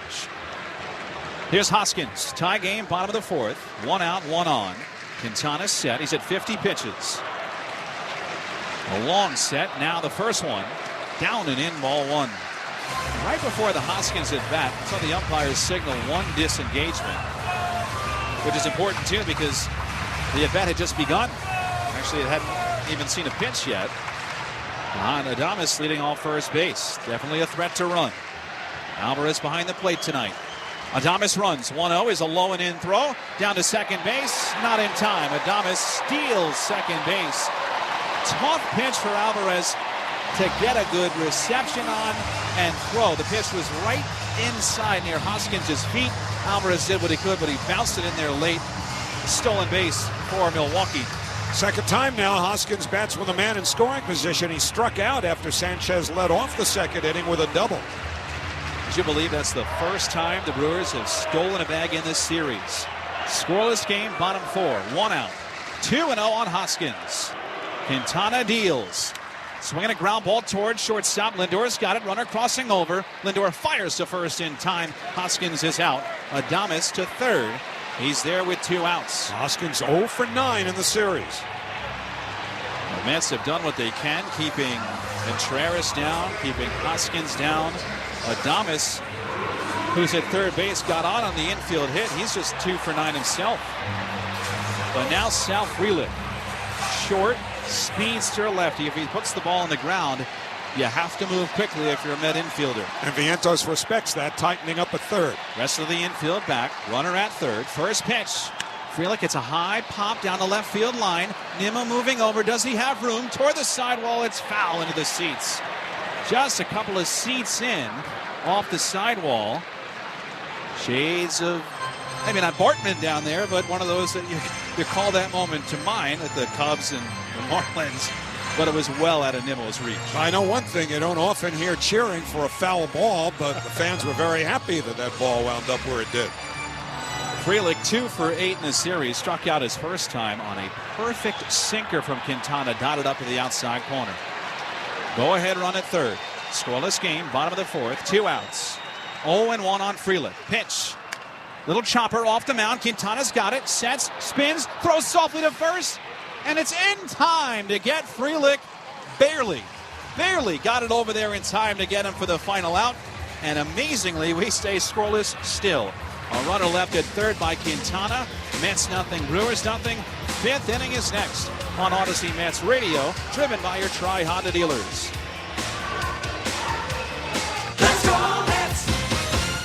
The UEFA Champions League is back on Sirius XM FC, and this year it's bigger than ever. Absolutely ridiculous from Real Madrid. Merseyside magic from Mo Salah. Now with more matches featuring soccer's most iconic clubs as they battle it out for European supremacy. What a start for Inter! Haaland scored the hat-trick! From the league phase to the final, the Champions League is on Sirius XM FC 157 and the all-new Sirius XM app. This is John Paul Morosi. On the new SiriusXM original podcast, The Road to Cooperstown, I sit down with Hall of Famer Jack Morris. I had a lot of demons running through my head. I just couldn't throw strikes. I stink. I'm done. You know, after all those years in college and this dream, I'm done. The Road to Cooperstown airs Saturday at 9 a.m. Eastern on MLB Network Radio, SiriusXM 89, and the all-new SiriusXM app. New episodes drop every Tuesday wherever you get your podcasts. Now through November 1st, SiriusXM is giving away a pair of tickets to every MLB postseason game through the World Series. Listen to MLB Network Radio for the clues and be the first caller to correctly name the postseason hero, and you'll receive a pair of tickets to an MLB postseason game. MLB Network Radio has your chance to win on SiriusXM 89 and the all-new SiriusXM app. No transportation will be included in connection with these prizes. For full contest information and official rules, visit SiriusXM.com/MLB postseason heroes. No purchase necessary. Open only to current SiriusXM subscribers prior to September 22nd. Must be a U.S. resident over the age of 18. You want baseball? The Doggy has you covered. Tune in to Mad Dog Unleashed for the best baseball coverage anywhere. Weekdays 3 to 6 Eastern. SiriusXM Mad Dog Sports Radio, channel 82. SiriusXM NFL Radio is your home for the National Football League all year long on channel 88 and on the all-new SiriusXM app. In Milwaukee, Wisconsin, Mets nothing, Brewers nothing. Tobias Myers, 52 pitches, has been great against anybody not named Francisco Lindor. Meanwhile, Jose Quintana has dealt with pressure all night and has still kept Milwaukee off the board. And so we continue to bite our nails here, Howie, into the fifth. Yeah, the Brewers have not had great swings against Quintana. The Mets, other than Lindor, have done nothing against Myers. And here is Winker, who grounded to short his first time. Left-hand batter, first pitch, swing and a miss at a fastball, 0-1. Fifth inning sponsored by Elec, 825, building our future. Winker, Marte, and Taylor due up for the Mets here in the fifth inning. Perkins in center, couple steps the other way. The 0-1 pitch rides high, 1 ball and 1 strike. Ortiz, the third baseman, off the line considerably against the left-hand hitting Winker. Hoskins deep at first. 1-1 the count. Now the pitch. Swing and a miss at a fastball. So a 95-mile-an-hour heater, and Winker's going to take his time out and go for a little walk. Remember, he's been bothered by a bit of a sore back, which kept him out the last few days of the regular season. But he's back ready to go now, and the pitch clock has been restarted. 1 ball and 2 strikes the count for Winker. Myers comes to the belt. Now the pitch. Inside, he hit him. Winker hit by an 1-2 fastball, and the Mets get a runner as a gift to begin the fifth inning. Gary Sanchez, the catcher, just turned to look to the dugout. He thinks Winker stuck the elbow out to get hit by that pitch. And I mean, that's not really much of an argument here. I don't think Pat Murphy liked it, but he's not out to argue at all. The Mets get a base runner, finally. Mets have been hit and were hit by more pitches than any team in the National League. And now here's Marte, who flied to center his first time. First pitch on the way, swing and a miss. At a breaking ball, it's 0-1. A slider there. Remember, Jesse Winker decided to steal some bases this year, something that hadn't been all that big a part of his arsenal. He stole 14. 0-1, now the pitch. At the knees, a called strike. It's 0-2. Thing of it is, though, all of those stolen base attempts for Winker came while he was with the Washington Nationals.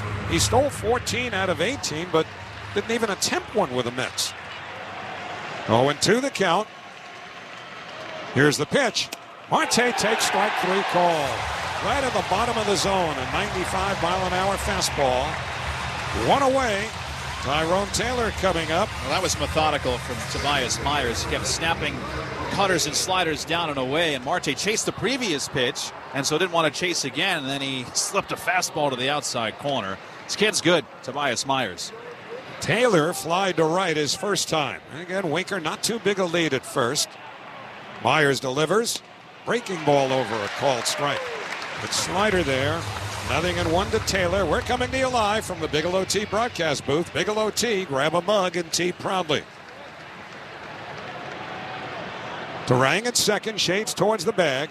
The 0-1 waved out and missed. Big cut. And a slider that was up. And so it is 0-2 to a generally aggressive Tyrone Taylor. Save for the chance of throwing one that gets away from Sanchez. Myers does not have to throw Taylor a strike here. Taylor goes after a lot of bad ones. The 0-2 takes strike 3 call. Well, he dotted the outside corner at the knees at 96. And now there are two men away, and Francisco Alvarez coming up. Same kind of ideal as the way he handled Starling Marte. And if you're staring at a fastball on the outside corner at the knees, you're expecting it to go away, to move. And on 0-2, Taylor thought he might make me chase, and he didn't. He just placed another perfect pitch. Alvarez struck out swinging his first time. First pitch to him. Swing and a foul. Straight back upstairs. 0-1. As so often happens, the helmet came off the head of Alvarez. That's how big a swing he takes. Winker at first, 2 out. Top of the 5th. Mets nothing, Brewers nothing. Outfield straight away against Alvarez. He's 1 for 9 in the series. Oh, would he love to get on to get Lindor to the plate. Francisco on deck is 2 for 2. The 0-1 popped up foul behind home plate, probably in the seat. Sanchez for a look, but it's in the crowd. Probably about 5 rows back.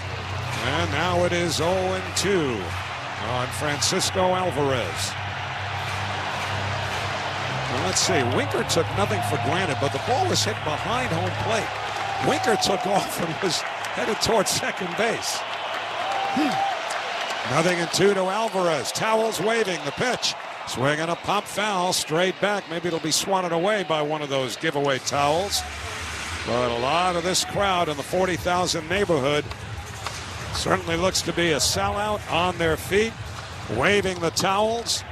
0-2 to Alvarez. Winker a short lead at first. Myers sets. Here's the pitch. Swinging a high pop-up right side of the infield. Hoskins, the first baseman, even with a bag on the dirt, makes the two-hand catch.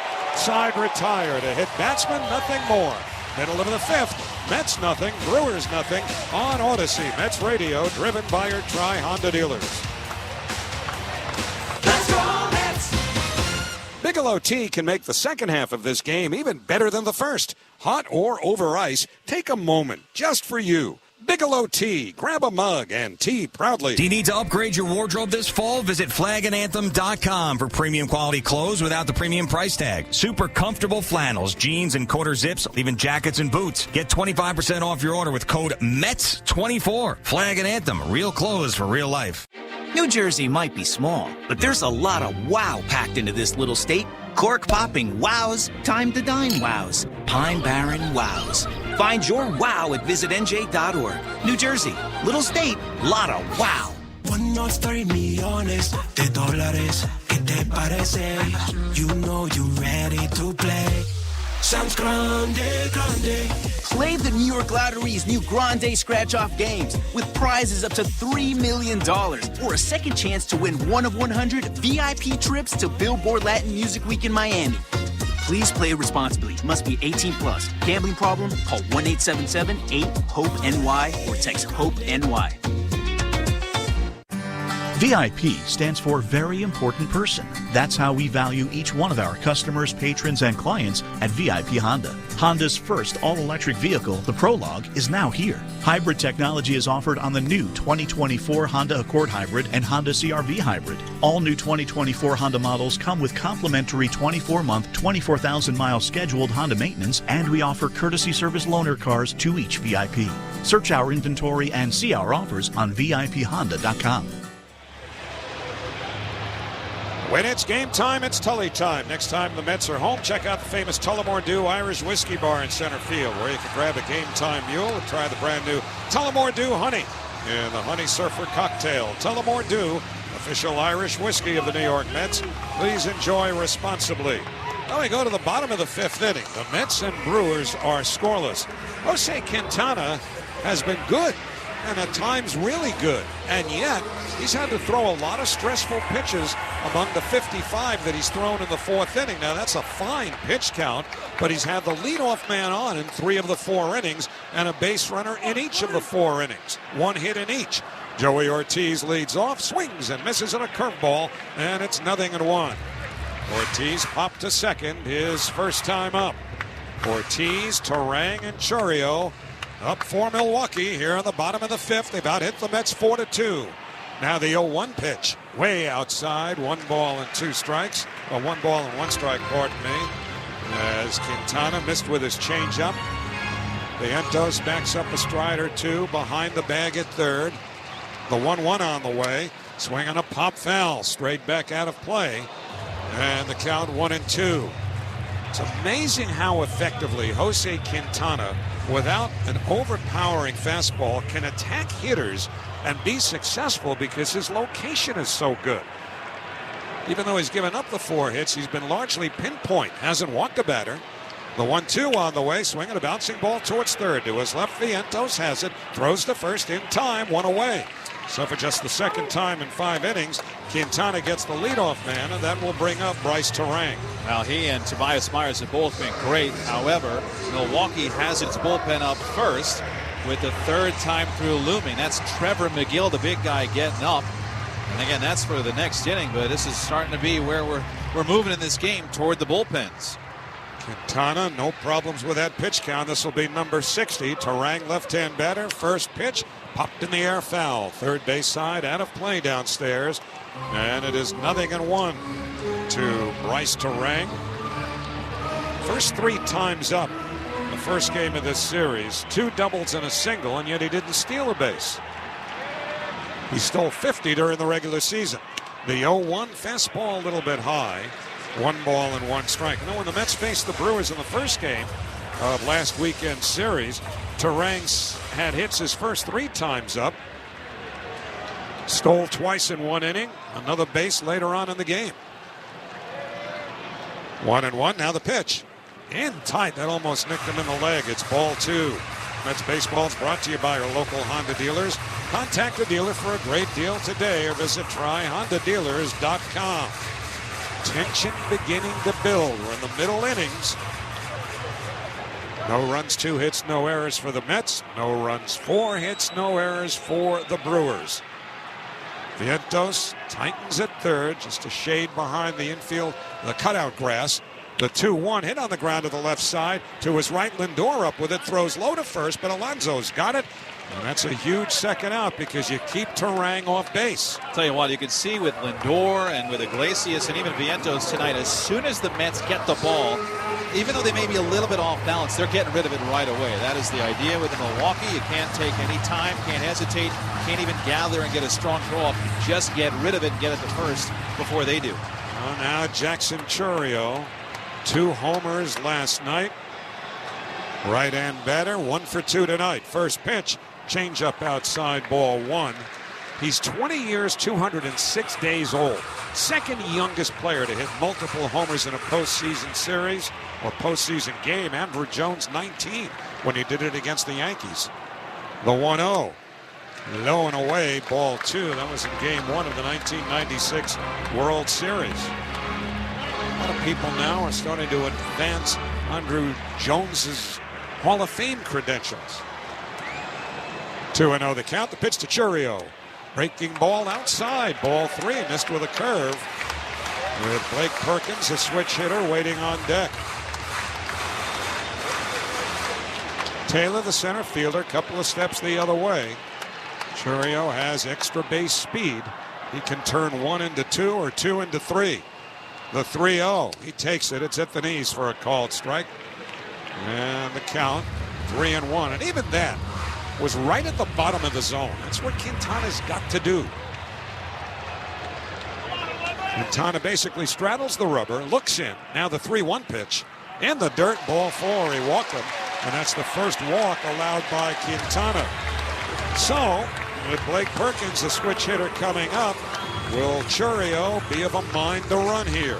Tell you what, Quintana's been around for so long, too, that even though he walks Chourio here, you might think that he just doesn't want Chourio to beat him for a long home run. He'd rather give up 1 base than 4 and get the next guy, especially with 2 outs. But the key to that, you got to get the next guy, Blake Perkins. He has stolen 22 bases, or did during the regular season. Did Chourio, and has not stolen yet in this series. Brewers stole their first base of this series when Adames stole second in the 4th. So, Quintana ready. First pitch to Perkins. In tight with a fastball, ball 1. 90-mile-an-hour fastball there, and although he'll vary the speed on his fastballs, it's a little bit lower than what he was throwing that earlier in the game. Next pitch will be his 70th, and that's not bad at all at this stage of the game. 2 out in the 5th. The 1-0. Down the middle for a called strike. Changeup. I think Perkins might have thought that pitch was down, and reading Pat Murphy's lips, that's exactly what he said. That's down. The Carapaz's had a little bit of an open strike zone tonight for both sides. 1-1 to Perkins. Chourio, not too big a lead at first, but Quintana throws over, and Alonso moves in front of the bag towards the pitcher just to take the throw.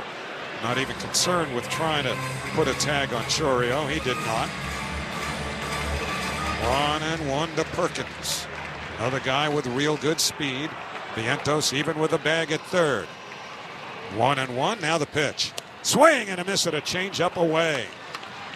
And it is 1 ball and 2 strikes on Blake Perkins. Perkins did not start the first game of this series. Played center field last night. Guy they got from the Washington Nationals. 1-2 the count. Another soft lob to first, and Chourio dives back in, but that takes care of the 2 disengagements here. Just a move that lets Chourio know, I'm still thinking about you. Certainly not the best throw from Quintana. Just something to keep Chourio honest. 1-2 the count.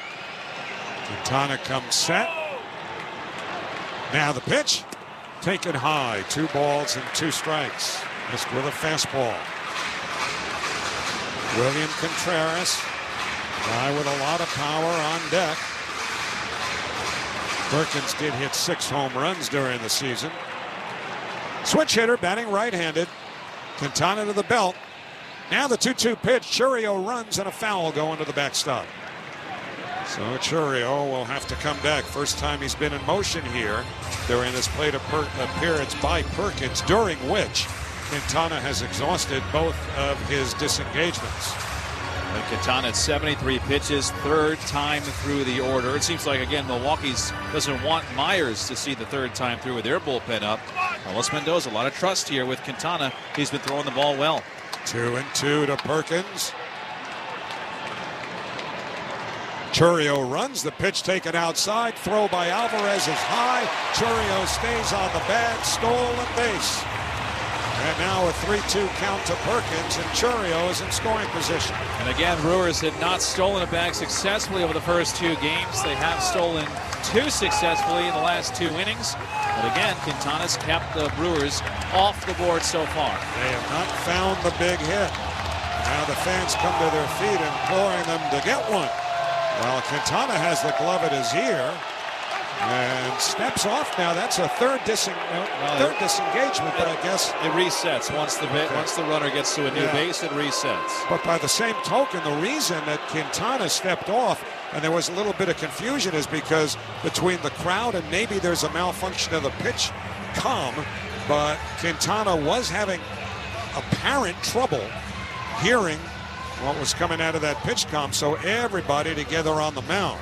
I didn't see where the clock was. If it was going down to 0, when that happens, we usually see Alvarez fly out of his crouch. But really, Quintana's movement is the thing that got us to see that there might have been a clock problem to begin with.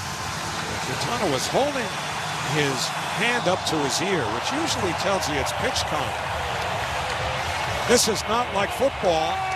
You won't see the pitcher ask the crowd to settle down. But he could try. I don't think they're going to do it for him. So 3-2 the count to Perkins. Mets nothing, Brewers nothing. 2 out, bottom of the 5th. Chourio leads from second. Quintana looks that way. Here's the payoff pitch. Swinging a high fly ball deep to left, but foul. Hooking into the second deck, a good 15 feet or even a little bit more to the left of the foul pole. The tension and drama build with every pitch with a man on base, as it will with every inning if the score remains as is, which is Mets nothing, Brewers nothing. And that's what the Mets want to do, get back into the dugout after this 5th inning with that score. 3-2 to Perkins. Here's the payoff pitch. Breaking ball looped down the right field line, and that will slice foul off the protective netting. And if nothing else, the Brewers are now forcing Quintana to get into a little bit more of an elevated pitch count, and there's nothing dangerous about it at all. But again, he's now on his 3rd time through the order. Jose Puto has gotten up and started throwing for the Mets. 3-2 to Perkins. Churio leads from second. Quintana ready. Checks second. Stares at second. Now the payoff pitch. Swinging a bouncing ball towards short. Lindor waits on it. Has it. Throws to first. In time. Side retired. Quintana gets through 5. And we may start seeing the bullpens now on both sides. No runs. A walk. One man left at the end of 5. The Mets nothing. The Brewers nothing. On Odyssey, Mets Radio, driven by your Tri-Honda dealers. It's the sound of where you've been and who you are. And SiriusXM has channels for every era of classic country. New Millennium hits are on Y2 Country, Channel 57. The 80s and 90s play all day, every day on Prime Country, Channel 58. And Willie's Roadhouse, Channel 61 is Honky Tonk Heaven. Classic country curated by the legend Willie Nelson. Listen to all these and more across SiriusXM and the SiriusXM app. SiriusXM has everything a college football fan needs. He's in trouble and down he goes. The ball comes out. All the big games are on the SiriusXM app. Down the sidelines midfield. It's a race. Picking them up. Putting them down. Plus, hear daily in-depth analysis on College Sports Radio, Channel 84. There's not a lot of holes or weaknesses on that football team, and they've got the goods where you want to have the goods for a championship caliber roster. Our experts get you ready for game day every day on SiriusXM and the SiriusXM app. You love listening to baseball. You love talking about baseball, and so do we. That's why SiriusXM has the only channel on the radio dedicated to baseball 24/7. It's MLB Network Radio, SiriusXM Channel 89. News, opinions, passionate baseball talk from former players and GMs, plus interviews with players, managers, and executives, original specials, and much, much, much more. All baseball, every day, on your radio. If you can hear me right now, you've got MLB Network Radio, SiriusXM Channel 89, and on the SiriusXM app. 24/7, 365 coverage of all things NASCAR. All things NASCAR happens exclusively on SiriusXM NASCAR Radio, Channel 90. SiriusXM NFL Radio is your home for the National Football League all year long on Channel 88 and on the all-new SiriusXM app. The 6th inning, the Mets nothing, the Brewers nothing, and Tyler McGill's brother Trevor will come on to start the 6th inning for Milwaukee. Tobias Myers leaves after 5. He allowed 2 hits, no runs, no walks, 5 strikeouts, a hit batsman, and a wild pitch. Now McGill had a terrific time closing while Devin Williams was out with a back injury. McGill, in fact, 9th in the National League with 21 saves. He threw an inning and a third last night, striking out 3. He threw 22 pitches last night. And so whether or not that takes a little bit of a toll tonight, we'll see. One thing we know, the guy who's going to lead off the inning is the Mets MVP. Never mind the National Leagues. That discussion pretty well is over with. But Lindor tonight, after going 0 for 6 in the first 2 games of this series, has doubled and singled. And now the Mets will go after Milwaukee's bullpen, beginning with Trevor McGill. Vientos on deck, and then Nimmo. Does Lindor have more drama in him? First pitch, fastball, outside and high, ball 1. Remember now, McGill throws very hard. On the television gun, that registered at 199 on the ballpark gun. What's a mile between friends? The outfield straightaway, and the 1-0 pitch, fastball hit high in the air, right center field, pretty deep but playable. Frelick, the right fielder there, makes the catch. 1 man away. As soon as Lindor hit it, he looked up, he watched the ball fly, checked the fielders. He wasn't sure if he got it or not, and just missed it. Again, the Mets still without a home run in this series. Oh, now Mark Vientos, who is 0 for 2, struck out, flied to right. This is starting to feel a little bit like that back when the wild card series was not a series, it was 1 game. Mets and Giants. First pitch on the way to Vientos, in for a called strike, 0-1. Remember that unbelievable pitching duel between Noah Syndergaard and Madison Bumgarner, which Connor Gillespie won with a home run in the 9th inning against Jeurys Familia to break a scoreless tie. The 0-1 to Vientos, breaking ball outside, 1-1. What was that 2-word phrase we said the other night? Too soon? Oh, I mean, facts are facts. You know, I think a lot of Met fans, whether they want to admit it or not, must be thinking about that a little bit. Absolutely. Same drama. The 1-1 swing and a miss. Terrific pitch. The curveball that dropped straight down on Vientos. That knuckle curve from McGill. And the count 1-2. Outfield pretty much straight away against Vientos. Righty against righty. The pitch. Swung on and missed. Strike 3. Got him with that knuckle curve. First strikeout for McGill. 2 men away. Brandon Nimmo coming up. Step up to the plate with Mets Connect, the New York Mets loyalty program. Join now for free at MetsConnect.com to earn points and enjoy exclusive benefits. Remember, in that wild card game, Curtis Granderson went full out Tommy Agee to make a great catch, keep the game scoreless. Here's Nimmo. First pitch hit in the air to right field, not terribly deep. Frelick is under it, makes the one-hand catch, side retired. Nothing across, 10 in a row retired by Milwaukee pitching. Middle of the 6th, the Mets nothing, the Brewers nothing. On Odyssey, Mets Radio, driven by your Tri-Honda dealers. Let's go Mets! Hey, New York fans, phones weren't made to be broken. Hey, you. Yeah, I'm talking to you. The one that's listening to the MLB wildcard game with us. Please hit that subscribe button and help this awesome community grow. We are trying to do as much sports as possible, but of course, we're the home of all of the Toronto sports live events. So please help our group of Toronto sports fans continue to grow. Hit that subscribe button, turn on that bell so you don't miss it when we go live for every single MLB playoff game this season. Thank you for hitting that subscribe button. Thanks for making that sub counter keep on going up. We're shooting for 50K. Let's get there. We need your help. Thank you. Now let's get back to the chat. Good luck to your team. Hope they win. Help ensure a cleaner future. Visit njcleanenergy.com to see what New Jersey's clean energy program can do for you. A message from the New Jersey Board of Public Utilities. New Jersey might be small, but there's a lot of wow packed into this little state.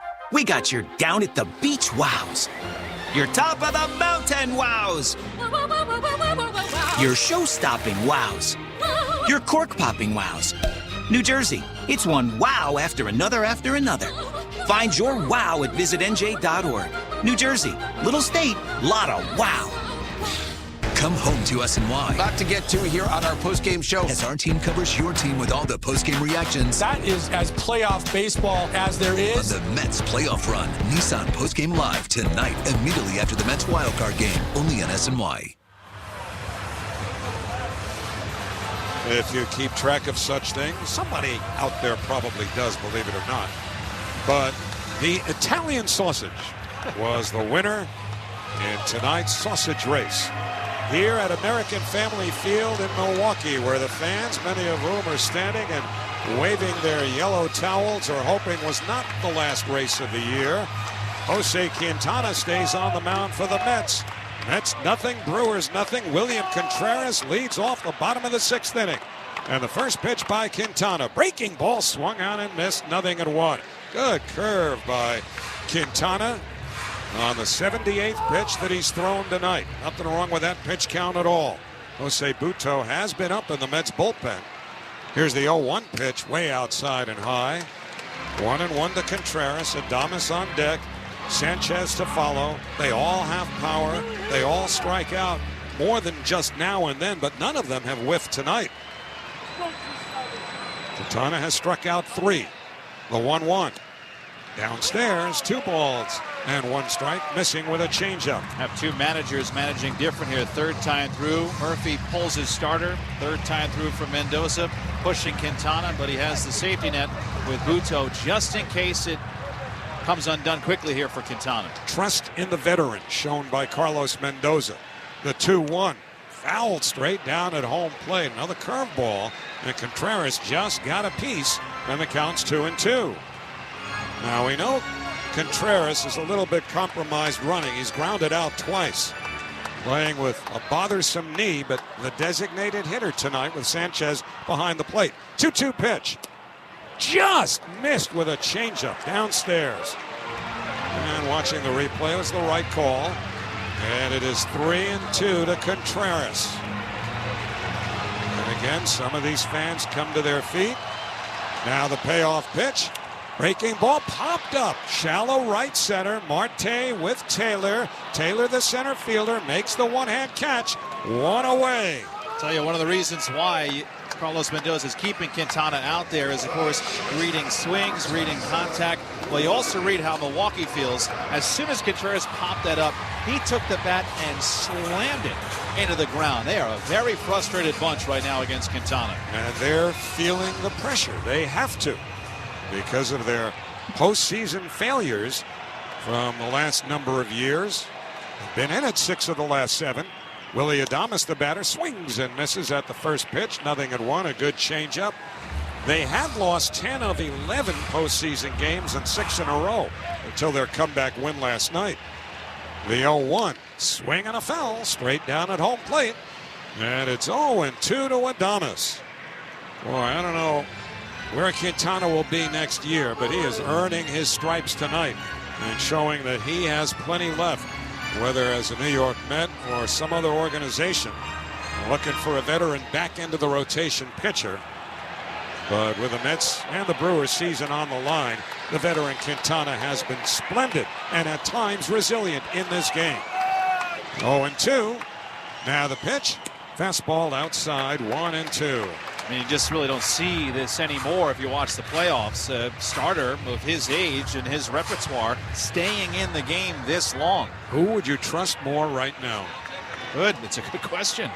1-2 the count. Here's the pitch to Adames. In the dirt, ball 2. And I say that with no disrespect to anybody else on the roster. But when you factor in, rest, these guys have pitched a lot lately in the bullpen. Buto pitched 2 innings the other night. And generally, he's needed sometimes 2 days off, if not more, when he's pitched just 2 innings. But he's getting ready now. They were 2 beautiful, perfect innings the other night. 2-2. Here's the pitch to Adames.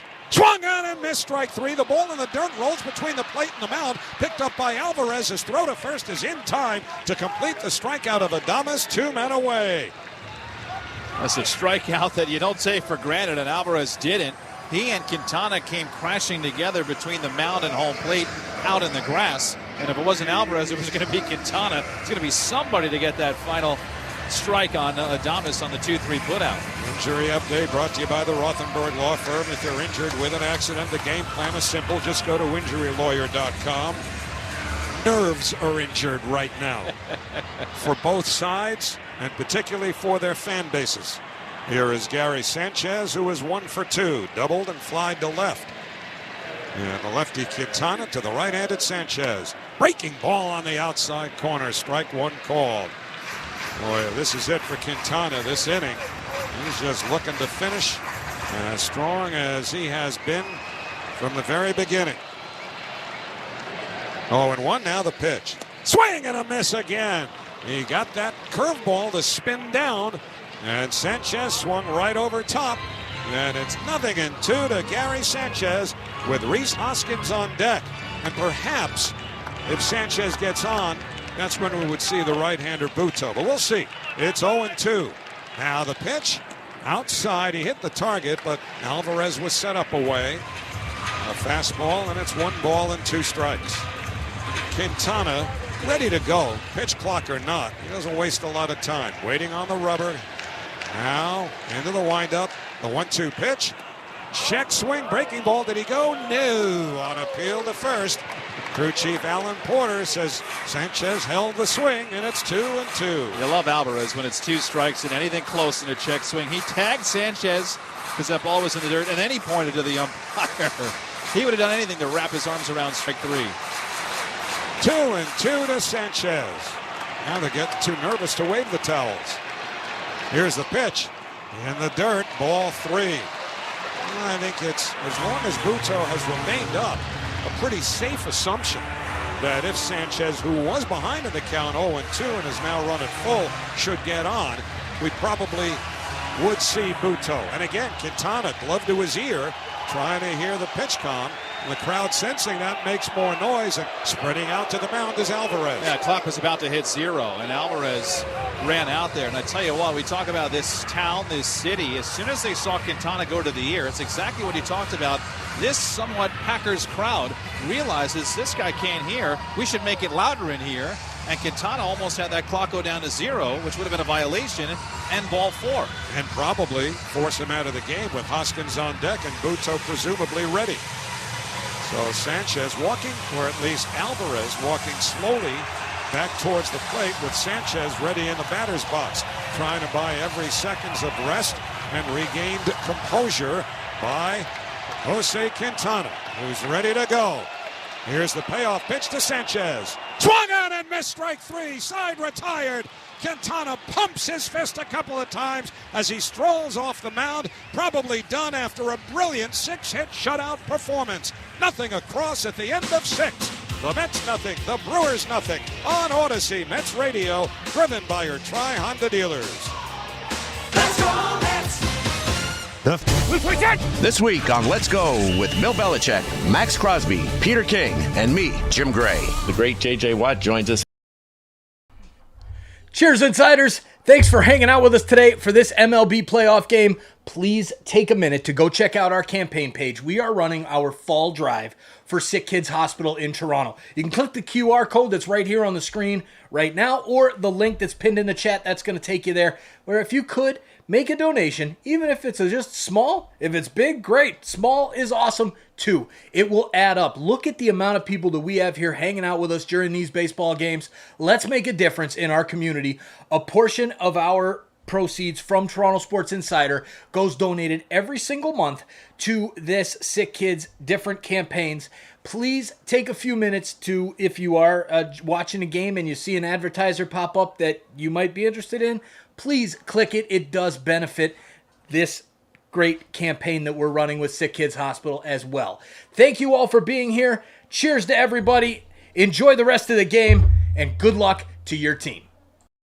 That's going to be a fun team to watch. And bringing you inside the locker room. It is a must-win game. Basketball season is just weeks away, and your 24/7 home for hoops is SiriusXM NBA Radio, Channel 86, and the all-new SiriusXM app. Mets fans, this is Carlos Mendoza, and you're listening to Mets Baseball on SiriusXM. Mets fans, this is David Stearns, and you're listening to Mets Baseball on SiriusXM. We go to the 7th inning. The Mets nothing, the Brewers nothing. There are real-life, real-world heroes, and then there are sports heroes who absolutely pale in comparison. But within the sports vernacular, this was a heroic performance that Jose Quintana gave to the New York Mets tonight. And it does remind you of, I started to say Johan as in Santana, who gave the Mets a couple or more of those during the course of his career. And let's face it, this is the only game in the postseason tonight, brought to you by Food Bazaar. FoodBazaar.com. New pitcher for the Brewers. We start the 7th, Keith. Nick Mears facing Pete Alonso. First pitch. Breaking ball down and away. Check swing. He didn't go on appeal to the first base umpire, Alan Porter. So ball 1 on Pete Alonso, then Iglesias, then Winker here, 4, 5, and 6. Nick Mears pitched in game 1, inning in the 3rd, scoreless. There's the 1-0 to Alonso. In the dirt, bounces by Sanchez. 2 balls and no strikes. Well, how great Quintana was. Textbook in his performance. Textbook play of the game brought to you by Malloy University. At Malloy, you'll think about your future in a new way. And it truly was a dream start for Jose Quintana. 2-0 on Alonso. Mears deals. Breaking ball, strike, a knee buckler on a slider, and it's 2-1. 4-seamer, slider, curve. The curveball Mears saves for lefties. Fastball, slider to the righties. Infield back, the 2-1. Swing and a miss, pumped 98 down and in past Pete. 2 balls and 2 strikes. And this crowd getting into it again little by little. Alonso takes his time. When Trevor McGill, who just threw a scoreless 6, walked off the mound, he was pumping the crowd up. A reliever pumping up the crowd here in Milwaukee. They're feeling good right now, even though it's a scoreless game. 2-2 on Alonso. Pitch. Outside with a slider. And the count is full. We come to you live from the Bigelow Tea broadcast booth. Bigelow Tea, grab a mug and tea proudly. Pete has got to stay disciplined here. He can't chase. He is 0 for 2 tonight. Mets have just 4 hits. 3-2 pitch. Fouled into the mid, squeezed by Sanchez. Struck him out with 98. He didn't chase. It was a strike. Mears just beat him. I should say it is the Brewers who have 4 hits. Mets have just 2. But right now the most important thing is nothing. And that's where we are right now. And Freddie Peralta is getting up for the Brewers. The Game 1 starter getting loose in the bullpen. Here's Iglesias. Top 7. No score. Pitch. Strike. Dots the outside corner. 0-1. Peralta can be a bit of a gamble in a game like this because he walks a lot of people. I would truly be shocked if Freddie Peralta showed up at this point in the game so late with so many high leverage guys for Pat Murphy. 0-1. Swing and a miss. A huge chase and a slider in the other batter's box. Iglesias, he'll be a free swinger at times, put the ball in play. You don't really see him chase the way he just chased that slider. He probably doesn't have Payams tonight, who's pitched in the first 2 games of this series. Towels waving, 1 out, 0-2. Bounces up there for ball 1. Devin Williams is the closer, is the guy. Pitched last night through 10 pitches. Hall, Milner have not pitched in this series. Aaron Ashby was off yesterday. There are some options for Pat Murphy, but he has Peralta up. 1-2 on Iglesias. Scoreless game. The pitch. Outside with a slider. Tried to get Iglesias to bite, but Jose held back on the 85-mile-an-hour bender. He's gone away with every pitch to Jose. The infield for the Brewers is straight up. Iglesias can hit it to all fields. Outfield around toward right. 2-2 pitch. Down and away, and now it's full. He's throwing to that same spot. 97 down and out. Iglesias is 0 for 2. Again, the only guy with hits is Lindor. He's 2 for 3. Winker on deck is the only one who's reached base outside of Lindor. He was hit by a pitch. 3-2 on Candelita. The pitch to Iglesias. Bouncing ball, shortstop hole. Adames to his right, fields in the backhand. Sets, fires, got him. A low throw, but Hoskins picked it out. 2 down after Iglesias has always put his head down, trying to burn down the line. But now Winker will bat with 2 outs. You have to figure also, Keith, that with Peralta throwing and a starting pitcher by trade, the plan is that they're getting him ready to pitch the 8th inning. But if the Mets rally here, do they have to make a move to get a guy who's not used to coming in mid-inning? We'll see. Here's Winker, 0 for 1 with a hit by pitch. They boo him. Pitch. Breaking ball snaps in for a strike again. There's that curveball that Mears saves for the left-hand hitters. Fastball, slider, and then that nasty curve. Mears set up third base side of the rubber. Yellow cleats together. The 0-1. Winker cuts and misses at a heater down and in. If the Mets are going to win this game, they're going to have to beat one of the best bullpens in baseball. The best bullpen in the National League. Only the Cleveland Guardians have a lower ERA than this Milwaukee bullpen. McGill is scoreless 6th. Mears, 2 outs, 2 strikes. Here in the 7th. Towels waving. Fans on their feet in Milwaukee. No score, top 7, bases clear. Pitch. Struck him out, swinging high fastball, 97. Mears with a scoreless 7th. And we stay scoreless. Middle of 7 at American Family Field in Game 3. The Mets and the Brewers on Odyssey Mets Radio, driven by your Tri-Honda dealers.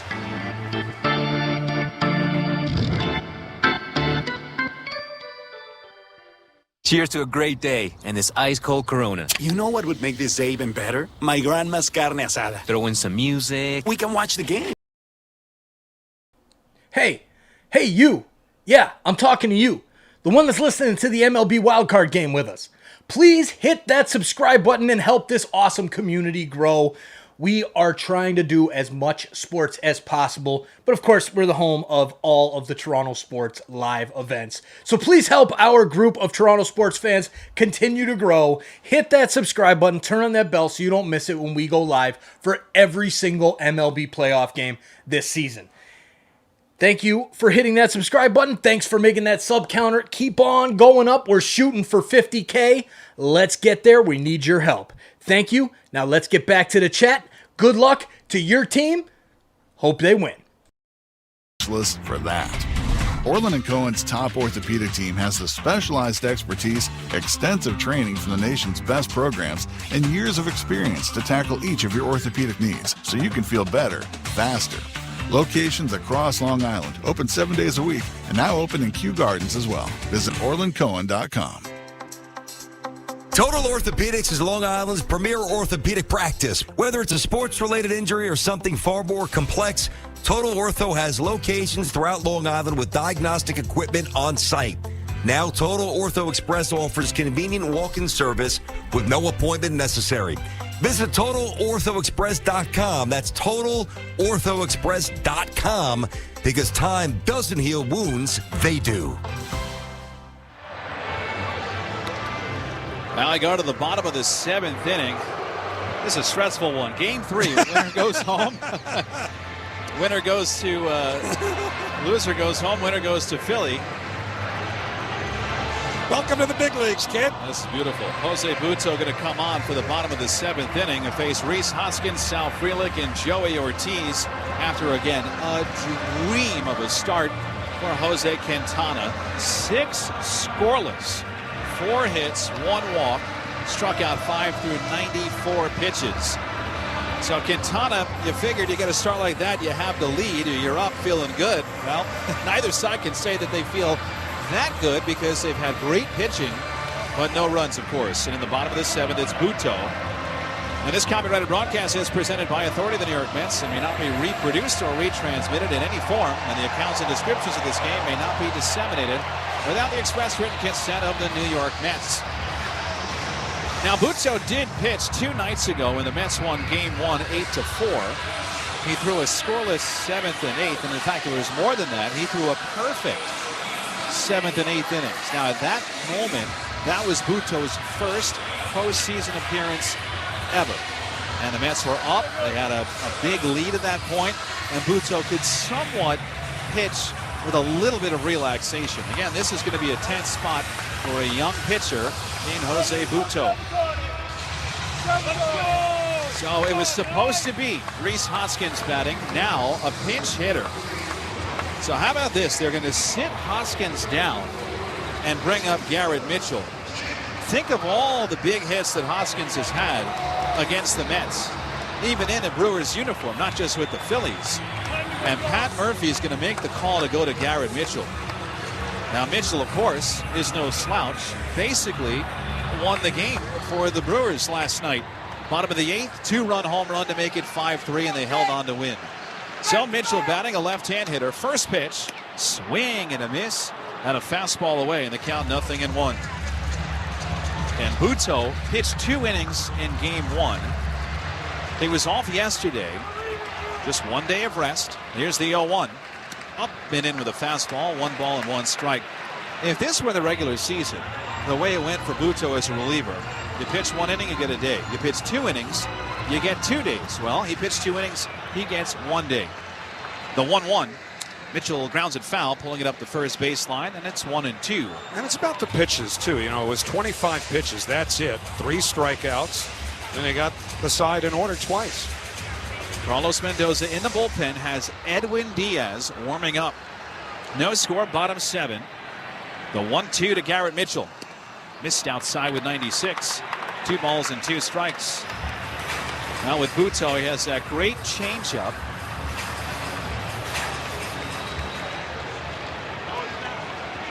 Batter's actually not Mitchell, but Jake Bowers, the lefty here. Pitch. Upstairs, ball 3. Well, I was thinking Mitchell. I would have put Mitchell up here, but they put Bowers. So it is 3-2. And this guy's another strikeout machine. Calls for time. Behind him, lefty Sal Frelick and then Joey Ortiz. Fans in Milwaukee on their feet. 3-2 to Bowers. Pitch. Hit high in the air, right field. Marte looks up. It's gone. Jake Bowers hits it out to the second deck in right, and Milwaukee in the bottom of the 7th takes a 1-0 lead on a pinch hit bomb by Bowers. On a guy who struck out 118 times in 302 at-bats. A 199 hitter in the regular season comes up with maybe the biggest swing of Milwaukee's season, and the Mets gather on the mound around Jose Butto, a young, inexperienced postseason pitcher who just gave up a huge home run. Pat Murphy makes the change. He goes with Bowers instead of Hoskins, and Jake Bowers pulls a Reese Hoskins, if you will. Wow. Butto's best pitch is his changeup, and on 3-2, just getting a look at the replay, he hung it. Marte took a courtesy step. Bowers hit it 405 feet. So here's Frelick. This place is loud still. Brewers ahead in game 3. Pitch. That's drilled. Right field. Frelick hits it out. This one is also gone. Back-to-back home runs off Butto, Sal Frelick. The skinny, short, left-handed speedster hits a homer. And it's 2-0 Milwaukee in the 7th. 408 feet. Second deck down the line. Jose Butto tried to get himself together after the home run to Bowers. The infield came together. And on the very next pitch, fastball down and in, right in the sweet spot for Sal Frelick. Sal Frelick hit 2 home runs in the regular season. 2. And now Ortiz. First pitch righty to righty. Breaking ball, strike, 0-1. One thing to consider now, Keith, remember Freddie Peralta was throwing before. Mears had a strong inning throwing 15 pitches. He might be the immediate bridge to Devin Williams. 0-1. Bouncing ball pulled into the Met dugout down third, and it's 0-2. Jose Butto, again, just gave up a home run on a changeup, his best pitch. Missed location on 3-2. Okay, that's one thing. Came back and Frelick turned him around. Shocked him, really. 2-0 Milwaukee. Nobody out, bottom of the 7th. 0-2 to Ortiz. Misses high with a fastball at 96. It's a ball and 2 strikes. Bryce Terang is on deck. Butto continues to put his glove up to his hat to try to hear the pitch. It's that loud in here. Fans didn't seize on that one. The windup and the 1-2. Breaking ball just missed inside. 2-2. Well, still a lot of this story unfinished. Don't forget to stay tuned after the game for the Verizon Mets post-game show with Rich Ackerman. Verizon, the network New York City relies on. 2-2 on Ortiz is 0-2. The windup and the pitch. Line drive softly hit towards short, caught by Lindor, 1 away. And if nothing else, Butto can take a bit of a breath now. Well, he's going to take more than that. Here comes Carlos Mendoza. Butto is done. 2 home runs off Jose Butto, back-to-back style, bottom of the 7th, and the Mets are going to the bullpen. Pitching change brought to you by the New York Lottery. Get out there and play the newest scratch-off games for a chance to win. No one plans on heart problems, but everyone should have a plan for them. At RWJ Barnabas Health, we help patients of all lifestyles and medical histories plan for healthy hearts. With the latest technology and a highly specialized team of nurses, cardiologists, and surgeons, our network offers the most complete heart and vascular care in New Jersey. Make plans for a healthy heart with RWJ Barnabas Health. Let's be healthy together. Visit rwjbh.org/heart. Injured in an accident? Your case in the hands of one lawyer may settle for $100,000, but in the hands of... What's up, baseball fans? Thanks for hanging out with us for this MLB playoff game. Please take a minute and exit out of the chat and hit that thumbs up button. Make sure you've hit that like button because it helps bring more people here into the chat to have a good time and chat it up during this game. And we're doing every single game live on TSI for the entire 2024 MLB playoffs. Make sure you've hit that like button. Please share this link out to your friends. It helps bring more people into the chat. Put it out on the socials. Let's get more fans of your team here hanging out with us. Thanks for hitting that like button. Back to the chat. Go team, go. So let our friends at Ridgewood be the full-service banking partner you can count on to support you in your financial journey. Visit ridgewoodbank.com to find out more. Member FDIC, Equal Housing Lender.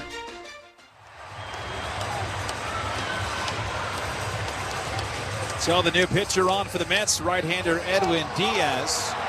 We're in the bottom of the 7th. Milwaukee just hit 2 home runs, back-to-back solo shots. Pinch hitter Jake Bauers, and then Sal Frelick off of Jose Butto. And Butto got Ortiz, fulfilled the 3-batter minimum requirement, and Mendoza had no choice. Carlos had to go to the bullpen, but he brings in Edwin Diaz here. And again, the Mets trying to stop the bleeding. Cut it off right here. Give yourself a chance in the top of the 8th. 6 offensive outs to chase 2. Diaz pitching in a little bit unfamiliar territory with his team down. Pitch to Turang. He swings and fouls it away to the left side for strike 1. One other thing to consider here, if Turang gets on, Diaz has had huge problems holding runners and preventing stolen bases. 0-1. Outside and low with a slider. 1 ball and 1 strike. Turang is 0 for 2. He's in the 9 spot. So Churio is on deck. Vientos in at third. Rest of the infield back. 1-1. Down and in. And goes behind the catcher, but nobody on base. So it's just simply ball 2. This has been a pitcher's duel until this bottom of the 7th inning. 2-1. Diaz fires. Outside, ball 3. You just can't put this guy on. And again, for Diaz, this is, again, a little bit different. He has to be himself, despite the fact that he's not pitching with a lead or a save situation. 3-1 on Turang. The pitch. Down and in, he walked him. So Diaz comes on, trying to just simply cool things down, and he's going to heat the waters right back up. Turang is on, and you know now that Milwaukee, especially up, he is a definite threat to go. Particularly against Diaz, who at times has barely looked at base runners. Here's Jackson Churio. We're in the last of the 7th. Game 3. Win, advance, lose, go home. Runner goes. Pitch taken inside. Throw down to second base. Not in time. Head first dive and a steal from Turang. Alvarez did what he could. 1 hop the throw to second. Easy as it gets for Bryce Turang there against Diaz. And with 1 out, don't rule out a steal of third either. Iglesias, the second baseman, are going to come over and keep him close. The 1-0. Churio takes high and tight. It's ball 2. So now you have Diaz, who has thrown 6 pitches, 5 of them out of the zone. Churio tonight a single, a walk in 3 trips. 2-0 Brewers. Pitch. Swing and a miss. Slider to the outside corner, and it's 2-1. There's 1 out. Blake Perkins, switch hitter, is on deck. Outfielder out toward right against Churio. 2 homers yesterday. 2-1 pitch. Flied in the air, shallow left. Nimmo coming in, sprinting in now, makes the catch on the run and flips over to second, but Turang retreats back. So Churio down. Diaz gets his second out and now has to get through Perkins. I know it was Churio, who's obviously an offensive force, but with the difficulties and really inability that Diaz has had holding runners on, I'm really surprised he didn't go early in the count there, too. Vientos is in at third here and now looking into the dugout. He'll back up a little bit against Perkins, the switch hitter batting left. 2-0 Brewers, 7th inning. First one from Diaz, outside with 97 with ball 1. Looking ahead to the 8th, Marte, Taylor, Alvarez. 7, 8, and 9 are due up for the Mets. 2-0 Milwaukee. The 1-0. High and away. 2 balls and no strikes. Would they dare use Freddie Peralta in the 8th inning, a guy who walks a lot of batters? I doubt they would use Devin Williams for a 6-out save. Peralta threw 68 pitches 2 days ago. 2-0. Here's the pitch. On the outside corner at 98, strike 1. And it's still Peralta throwing in the Milwaukee bullpen. We'll see what Pat Murphy does here. Again, Nick Mears still in the game through the top of the 7th, through 15 pitches. The 2-1. Way outside, ball 3 on Perkins. So runner at second base. 3-1 on Perkins. William Contreras is on deck. And again, this place gets loud. Milwaukee fans on their feet. yellow towels swirling overhead. 40+ thousand here at American Family Field. 3-1 pitch. Check swing pitch up. He didn't go. It's ball 4. Diaz has walked 2 of the first 3 hitters that he's faced in relief in an inning that began with back-to-back Brewers home runs against Jose Butto. And even though Peralta's throwing, a long rest in the dugout for Nick Mears. I don't know whether that works for or against the possibilities of his coming back out to pitch the 8th. Well, that is not Timmy Trumpets for Diaz. That is the walk-up song for William Contreras, the catcher for the Brewers, DHing tonight. 2-0 Milwaukee, bottom of the 7th in a do-or-die game 3. 2 on, 2 out. First pitch, way outside. Rescued by Alvarez on a fastball to the lefty batter's box. He had a shooter's glove over there. Ball 1. Right now, Diaz has thrown 11 balls and 4 strikes. Terang at second, great speed. Perkins the same at first. Runners go. Pitch is taken inside and no throw anywhere. Double steal, a la Milwaukee. And now it's second and third, and a base hit would be a nightmare for the Mets. Yeah, it's a little less of an issue with 2 strikes, but you're right. Any kind of hit probably brings in 2. 2-0 on the outside corner. Strike, a slider, and it's 2-1. Diaz needs to strike out Contreras here, or at least get an out anywhere. 2 down in the inning, 2 on. The 2-1. Breaking ball popped up. First base side, foul ground. Alonso over near the sidewall. He doesn't make the catch. It tipped off his glove. He had settled under it, reached back, and he doesn't make the catch. It's strike 2 on Contreras, but it would have been the 3rd out. And Pete, they just showed a close-up of him. Looked despondent at first. Then shaking his head, muttered something that doesn't need to be repeated. 2-2. 2 in scoring position. 2-0 Milwaukee. Pitch. Outside, ball 3. Willie Adames and his 112 regular season RBIs is on deck. Perkins at second, Terang at third. 2-0 Brewers in the bottom of the 7th. Crowd getting loud again. Diaz has recorded just 1 out. 3-2. Swing and a miss. He got him. Fastball away, side retired. Diaz comes in and strands 2, but the Brewers hit back-to-back solo home runs and take a 2-0 lead to the 8th on Odyssey Mets Radio, driven by your Tri-Honda dealers. Let's go Mets! The elite shine when the spotlight is the brightest. Shohei Ohtani, the first player to have a 50-50. Hey, you. Yeah, I'm talking to you. The one that's listening to the MLB wildcard game with us. Please hit that subscribe button and help this awesome community grow. We are trying to do as much sports as possible, but of course, we're the home of all of the Toronto sports live events. So please help our group of Toronto sports fans continue to grow. Hit that subscribe button, turn on that bell so you don't miss it when we go live for every single MLB playoff game this season.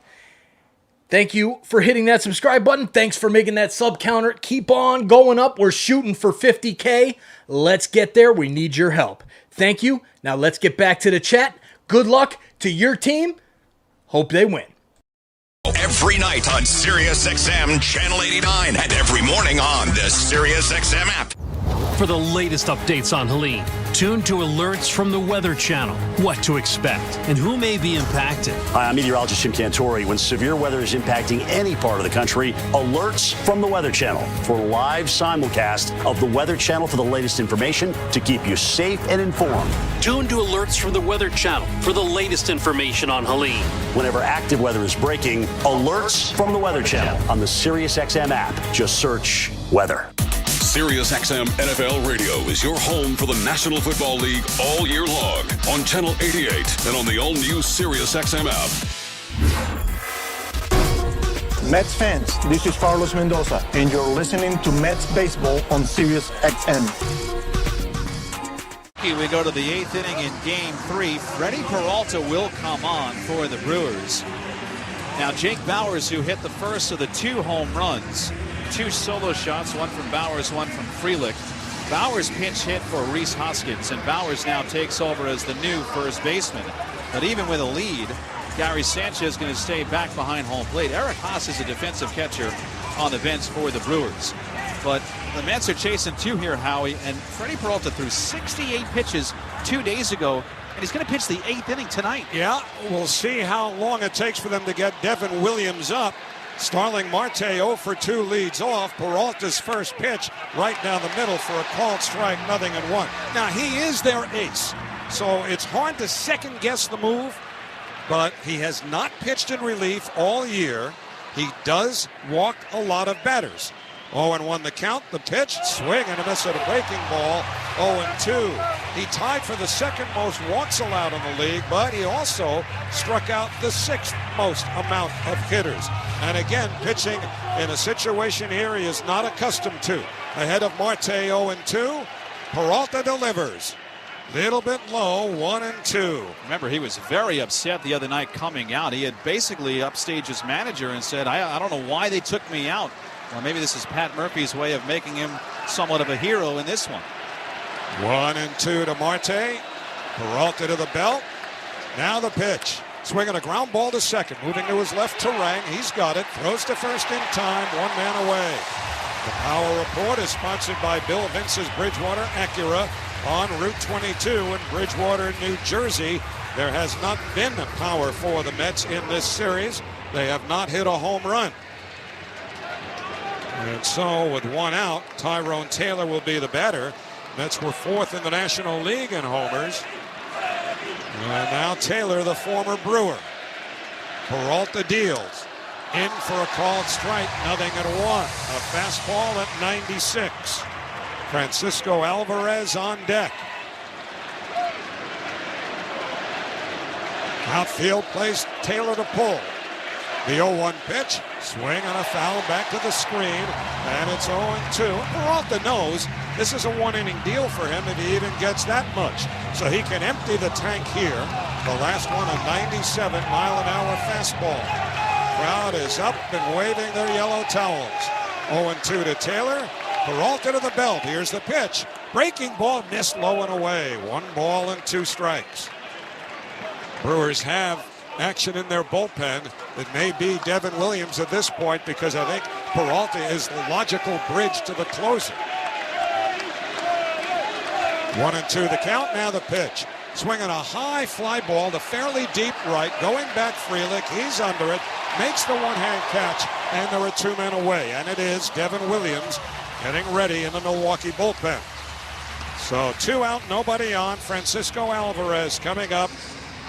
That's baseball brought to you by Ready Refresh, New York's most reliable water delivery service. Alvarez is 0 for 2. So Peralta ready. First pitch, swinging a bouncing ball foul down the third base line, 0-1. Nobody throwing in the Mets bullpen. They'll just have Edwin Diaz go back out there and try to take care of the middle of the Brewers batting order. 0-1 to Alvarez. Peralta delivers. Missed outside. 1 ball and 1 strike with his slider. Alvarez 1 for 10 in the series. Mets have been held to 2 hits. 1-1 the count. Now Peralta sets. The pitch to Alvarez. Downstairs, ball 2. Francisco Lindor is on deck. And if Alvarez should reach, that would be the man the Mets would want to be at the plate. The question is, would he face Peralta or Williams? 2-1 to Alvarez. Time is called by Francisco. I have to think if Williams is up now, that if it does come down to Lindor with Alvarez aboard, why else would Williams be throwing now? Yeah, agreed. 2-1 the count to Alvarez. Peralta sets. Here's the pitch. Swing and a miss. Pitch out away. A fastball at 95. And it's 2-2. And this crowd on its feet, waving towels. They're out yelling the sound system, which is plenty loud itself. 2-2 to Alvarez. Here's the pitch. Swinging a bouncing ball to third. Backing up to backhanded is Ortiz. Long throw to first. In time. Side retired. Peralta retires the Mets in order. Middle of the 8th inning. The Brewers 2, the Mets nothing on Odyssey Mets Radio, driven by your Tri-Honda dealers. Let's go Mets! The Honda Ridgeline, Passport, and Pilot are in a league of their own when it comes to rugged capability. Their relentless power and versatility make these vehicles the ultimate challengers for exhilarating adventures and formidable terrain. But it's not just performance that makes these cars special. It's the unwavering determination that inspires everything we do. That's why we're KBB.com's best value brand of 2024. Contact your local Honda dealer today. Available all-wheel drive on Pilot based on 2024 Consumer Choice Awards from Kelly Blue Book. Visit kbb.com for more information. By now, you should know I can't get a game started without my mug of Bigelow tea. For me, it's Bigelow green tea that keeps my voice going. No matter how hectic your day gets, grab your favorite Bigelow tea and take a moment just for you. Bigelow tea, the official tea of Odyssey Mets Radio. Hey, New York fans. Phones weren't made to be broken, but life happens. So when you break your phone, Verizon in New York City's got you. Trade in any phone from one of their top brands in any condition, guaranteed, and get a great deal on one of their best 5G phones with unlimited ultimate. Switch now and save. Available at a New York City area Verizon store.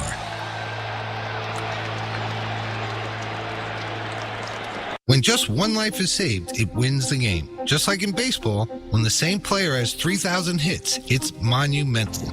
LifeVac, the original choking rescue device, is approaching 3,000 lives saved. Hi, I'm Arthur Lee, CEO and inventor of LifeVac. With its place, push, pull technology, LifeVac uses suction to clear the airway and save a life. There's only one proven airway clearance device, LifeVac. Mention code BASEBALL for 20% off your order today. Go to lifevac.net.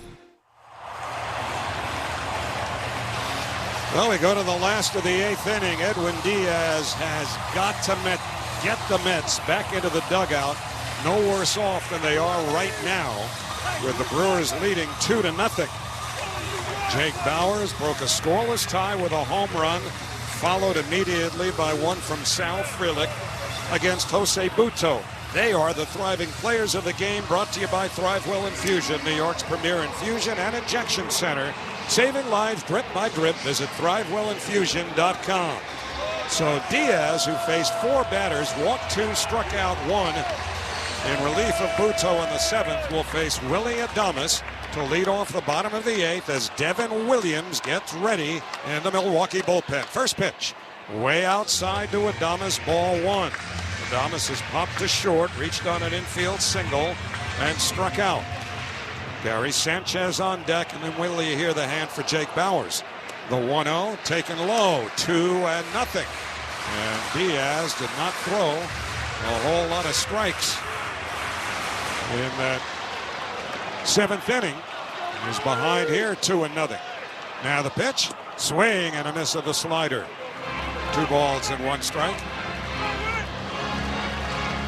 He threw and has to this point now 23 pitches. 15 of them have been out of the strike zone. 2-1. Now the pitch.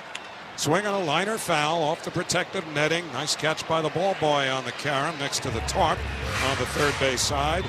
It's 2-2. And don't forget, stay tuned after the game for the Verizon Mets postgame show. Verizon, the network New York City relies on. 2-2 to Willie Adames. Diaz deals. Swinging a pop foul straight back out of play. The Mets will have the top of their order up when we go to the 9th inning.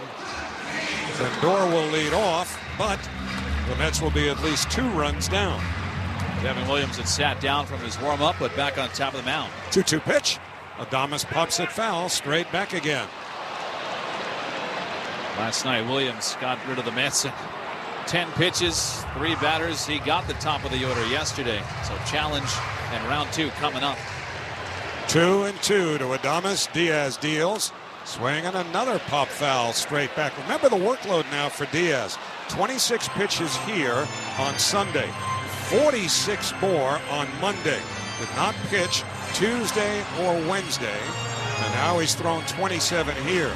So it's fair to wonder if Diaz is going on fumes here. They have tried to protect him all year, coming off the knee surgery, spaced out appearances early. 2-2 on the way. Breaking ball fouled off again, all to the benefit of the Brewers, because really there's no option now behind Diaz. It's up to Diaz to get him back in the dugout at 2-0. Goodwin ready to go on the first base side of the rubber. Comes set, 2-2 pitch. Swung on and missed, strike three. Got him with a slider. Looks like David Peterson is up in that Mets bullpen in right center field. Just in case Diaz does hit empty on that gas tank and there's still outs to get. Second strikeout for Diaz. Yes, Sanchez will be the batter. Sanchez double, fly to left, and struck out. Now Taylor, the center fielder, moves towards the pull side. First pitch, fastball to the knees, a called strike. And it's 0-1. Diaz 98 on that fastball. Jake Bauers on deck. The 0-1 to Sanchez. Fastball low, 1-1.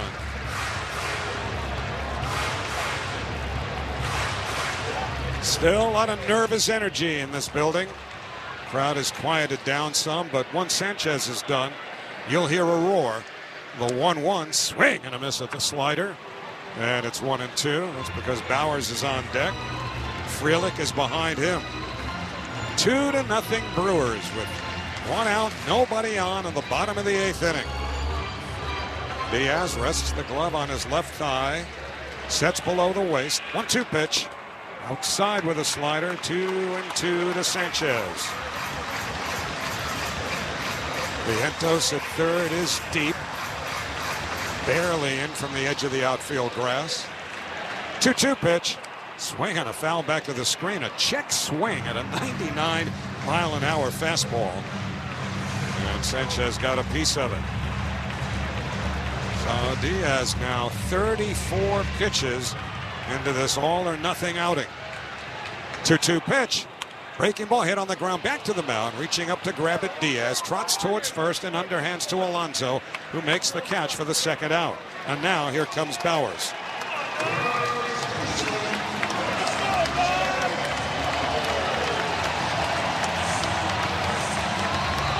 Again, it's Milwaukee that goes out sometimes. They're low payroll.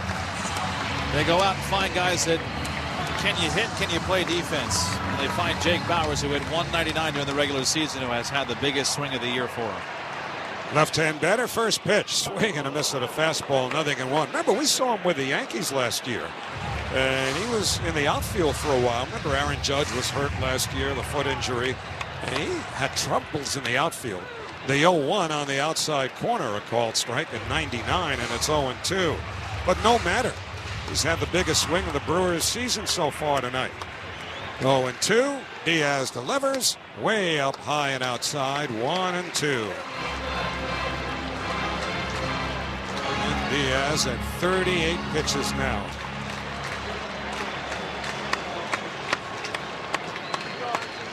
Diaz ready. 1-2 pitch. Swing and a miss, strike three. That retires the side. A 98-mile-an-hour fastball. Third strikeout for Diaz. Nothing across. We go to the ninth. The Brewers 2, the Mets nothing on Odyssey. Mets radio, driven by your Tri-Honda dealers. Let's go Mets! Now through November 1st, SiriusXM is giving away a pair of tickets to every MLB postseason game through the World Series. What's up, baseball fans? Thanks for hanging out with us for this MLB playoff game. Please take a minute and exit out of the chat and hit that thumbs up button. Make sure you've hit that like button because it helps bring more people here into the chat to have a good time and chat it up during this game. And we're doing every single game live on TSI for the entire 2024 MLB playoffs. Make sure you've hit that like button. Please share this link out to your friends. It helps bring more people into the chat. Put it out on the socials. Let's get more fans of your team here hanging out with us. Thanks for hitting that like button. Back to the chat. Go team, go.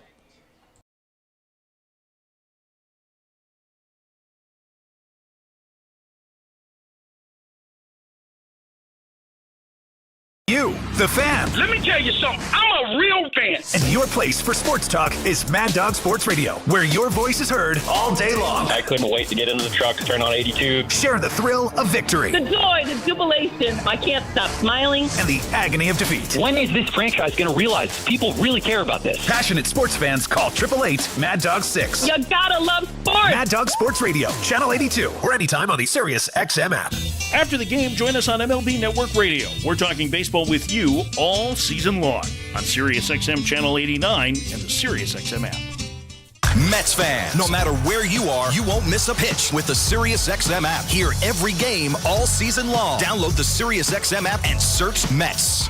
To win games late this year, but there is no margin for error now. The Brewers lead 2-0. And Francisco Lindor will lead off against Devin Williams, the brilliant closer of the Brewers, who had a stress fracture in his back, missed the first 104 games of the season, returned in late July, saved 14 out of 15 opportunities that he had, and last night Williams picked up the save, needing 10 pitches to get the top of the Mets order. Lindor, and last night it was Iglesias, and then Winker, a pinch hitter. Tonight it's Lindor, Vientos, and Nimmo. And Williams set to go to work. He can't hear either. He just outstretched his arms. He does it again.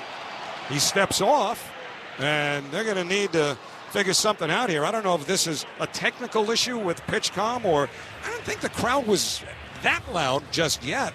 But Williams was having a lot of trouble, and they're going to run something out to him. Yeah, this situation like this, the umpire gets involved to see if there is an actual PitchCom problem, and there is, so somebody's run a new one out there. Again, you use a mound visit if you are the catcher to save what would be a pitch clock violation in ball one. And we'll see what Vic Carapazza does here.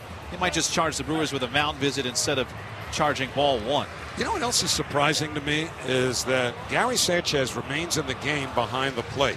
Now, Williams throws fastball changeup for the most part. He'll bury that changeup in the dirt now and then. And with Sanchez and his vulnerabilities defensively, maybe that comes into play. But the Mets have to do something first against Williams, who appears to be ready to go now. Lindor batting left-handed against him. Ortiz off the line, even with a bag at third. And Williams' first pitch is high, a fastball, ball one, a 96-mile-an-hour fastball. Lindor 2 for 3. He is 2 for 9 in the series. Many in the crowd standing. The 1-0 pitch, breaking ball, or the changeup, in for a called strike. It has a wrinkle to it, and when you see it for the first time, looks like perhaps it's a slider, but basically all he throws is fastball changeup. 1-1 the count. Now the pitch, swing and a foul into the mid of Sanchez. That was the fastball, and it's 0-2. He's so hard to hit because you have to honor that changeup. They call it an airbender, the way that it moves down. 1-2 the count. The pitch to Lindor. Down and in. 2 balls and 2 strikes. It's the changeup. Also has gyro ball action to it, screwball action. It's a crazy pitch to handle. 2-2. Here's the pitch. High, ball 3. All the Mets need is one base runner to bring the tying man to the plate. Mark Vientos is on deck. The Mets have gotten things done in these spots before this year. 3-2 the count. Here's the pitch. Swing on a pop foul, straight back out of play. Williams pitched 21 2/3 innings and walked 11 batters, so he can be a little bit wild. And again, all the Mets need is somebody aboard to get that tying man to the plate. Here's the 3-2 to Lindor. Swing on a high pop foul, straight back off to the left into the second deck. Paid crowd 41,594. Too nervous in most places to wave towels. A few are going. Williams sets. Here's the payoff pitch. Check swing, did he go? No! Ball 4. Mets may have gotten the break there. He missed with a fastball away, and the Mets get the first break they need, a base runner. And now Vientos will come to the plate as the tying run. Now the Mets one swing away, and again with how well Williams has pitched this year and his arsenal, He's given up one home run. That was on the fastball. He's not given up a home run at all in the changeup. And Lindor looked like he held up on the check swing on a side angle view. So here's Vientos, right-hand batter. First pitch, swing and a miss at the change, 0-1. First Mets walk of the game brought to you by Total Orthopedics, the experts at getting you back to being you. Infield, a double play depth for the Brewers. They lead 2-0. Nobody out, top of the ninth. Lindor at first. Williams with an 0-1. Swing and a bounce at a third, foul. Down the line. Ortiz not giving him too much room there. And now Williams ahead, 0-2. Tell you what, the outfielders for the Brewers are basically playing on the concourse out in the outfield. They are all very, very deep. That is a no doubles defense. They want to keep everything in front of them with Vientos the tying man. Vientos takes his time out.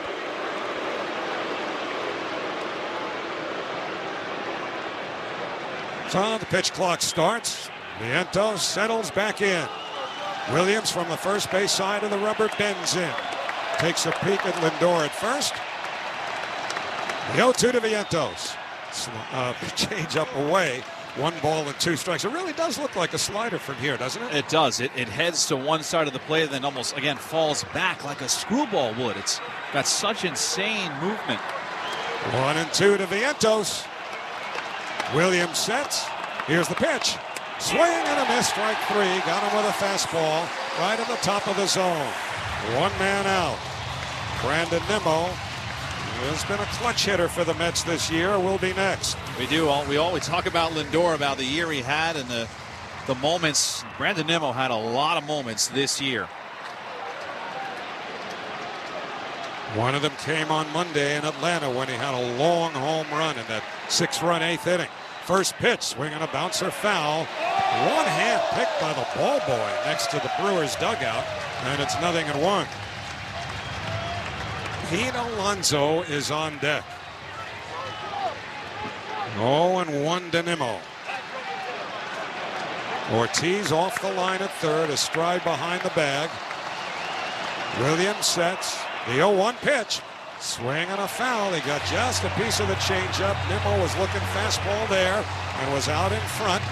Williams ahead of him, 0-2. If it's any consolation, there's only been 1 home run allowed by Williams this year. It came on a fastball to a lefty.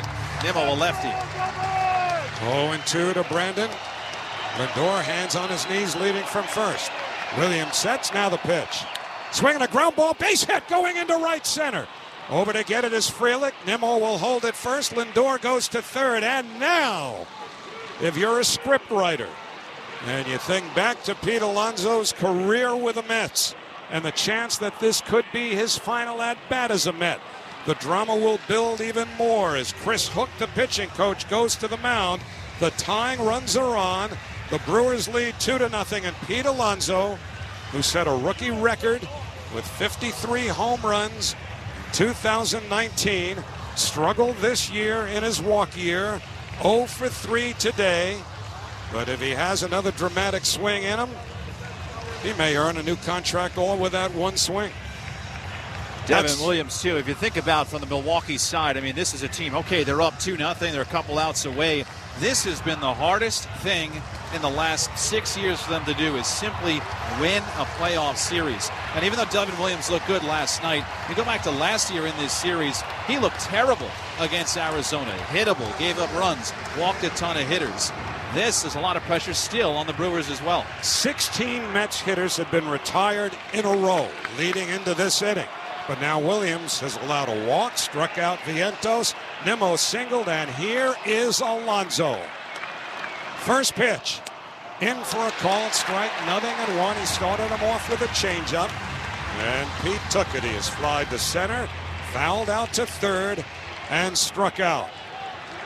This may be his last Mets at-bat. He could make it his most memorable. 0-1 the count. Williams sets. Here's the pitch. High, a fastball, 1 ball and 1 strike. Now this crowd is many precincts standing. Lindor is at third. Nimmo is the tying run at first. Terang over towards the bag at second. 1-1 to Alonso. Williams sets. Here's the pitch. High, ball 2. This is not the dominant Williams we've seen before. You can see it in his body language. And I wonder, that these pitchers, that pitch calm right away. He had to knock him off his rhythm. He came in. The lights were low. Camera following him in. Good point. 2-1 to Alonso. Williams sets. Here's the pitch. Inside and low, ball 3. Well, Williams is giving the Mets an opening here. 3-1 to Alonso. The outfield is very deep and straight away. Lindor will take a short walk down the line from third, even though Ortiz is deep. Nimmo leads from first. 3-1 to Alonso. Williams sets. Here's the pitch. Swinging a fly ball to right field. Pretty well hit. Frelick back at the wall. He jumps. It's gone. He did it. He did it. Pete Alonso with the most memorable home run of his career. Pumps as fast as he rounds second. It's a 3-run homer. He's given the Mets a 3-2 lead. They all pour out of the dugout. Alonso on his way to home plate. They're waiting for him. He hits the plate. He is first congratulated by Nimmo. Hugged by Lindor. There are a dozen Mets waiting for him outside the dugout. Pete Alonso keeps this fairy tale season going with the fairy tale swing of his career. 3-2 New York. This ball just gets out over the right field wall, right over Frelick's head. There is basically a couple of feet between the wall, a space for some party area, and then the fans in the front row. It landed in the party area. Just got over the wall in right field, disappearing from view. Here is Jose Iglesias. 3-2 Mets. First pitch taken for a called strike, 0-1. Unbelievable. The story, or one of the storylines of this year, the struggles of Pete Alonso in his walk year. And now this.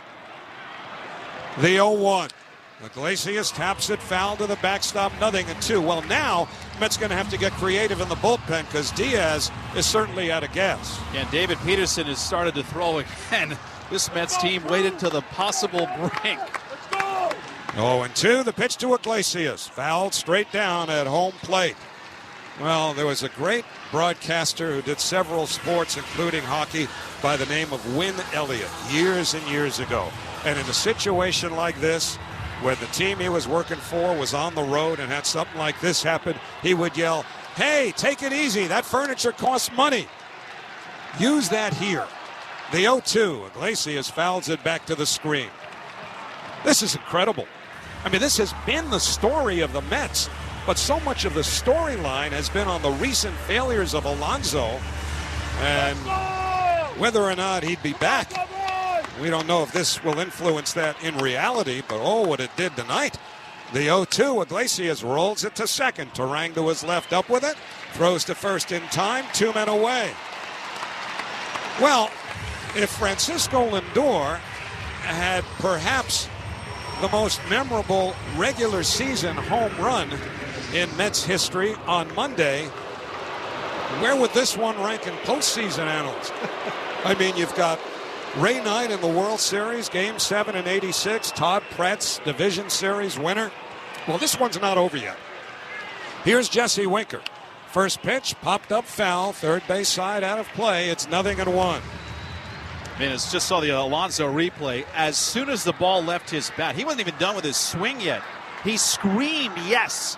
He knew he got it. He just did get it, too.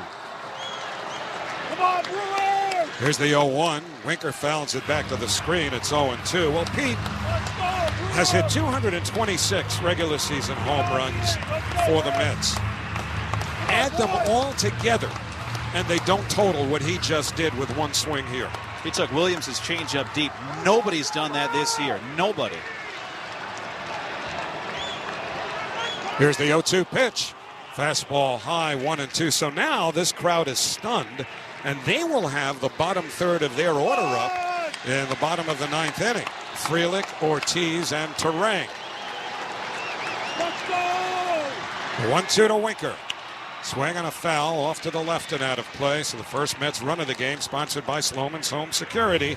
Real people, power, real security. Sloman's, the difference is human. 1-2 to Winker. Let's go, Devin! Williams deals. Inside, he hit him. Winker has been hit for the second time in this game. And Williams, on the 29th pitch that he's thrown here, having blown the save, now hits former teammate Jesse Winker.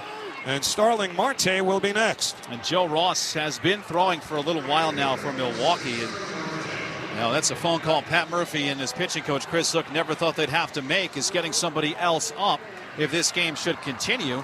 And this inning still continuing here against Devin Williams, even though he's given up 3. So,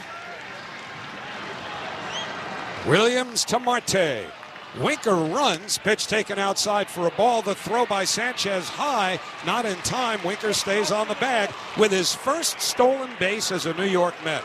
I'll tell you what, he got up. He lost his helmet on the way to second base, got up, flipped his head back, and his hair went flowing back. But as he did that, he looked into the dugout. I think he might be hurt. Something might be up. Again, his back's been injured, and now he's doubling over, dropping down into a crouch. He is summoning out Carlos Mendoza and Joe Golia, the trainer, to maybe get a pinch hitter in here, which would be in the DH, a pinch runner in the DH spot. Well, in the meantime, Gary Sanchez, the catcher for the Brewers, is out at the mound. He just patted Williams on the back a few times. And I think he made a very, very important point a moment ago, Keith, when you talked about the pitch comm issue before Williams even threw a pitch. It can throw people off. Pitchers have, different tendencies when it comes to unnatural occurrences and how they handle it. They get into a zone. All athletes find their way into a zone at certain times for certain reasons. But for a pitcher who's on the mound, he's basically on the rubber. He's about to throw his first pitch. And now the pitch comm, which is, brand new equipment over the last couple of years, malfunctions. That takes him out of that zone, even temporarily. And he still hasn't gotten back into it. So now Winker at second, 2 out, 1-0 to Starling Marte. Can the Mets ever use an extra run here? The pitch swung on and missed, 1-1. A changeup from Williams. Well, the Mets will worry about Saturday on Saturday. Let's go, Brewers! But Peterson has been throwing. Here's the 1-1 on the way. Marte swings and misses at the changeup, 1-2. The Mets win this game, and let's just say they're able to do it without using Peterson. He would be the guy who would figure would start on Saturday, but that's a long way off. 3 outs at least. 1-2 to Marte. Williams deals. Swinging a ground ball, base hit, going into right field. Williams hits third. He's coming home. Felix throw to the plate is offline. Winker scores, slams his helmet down in exultation. Going to second is Marte with a big hit. The Mets get a little breathing room. It is 4-2 New York. And Jesse Winker just body slammed his helmet the way Bruno Sammartino, the great wrestler, used to body slam his opponents. And here comes Pat Murphy with it, taking a walk to the mound to change a pitcher. A nightmare for Milwaukee. I cannot believe this is real life for the Mets with what they've just done. This has been 2024 real life for the Mets. Williams departs. This pitching change is brought to you by the New York Lottery. Get out there and play the newest scratch-off games for a chance to win.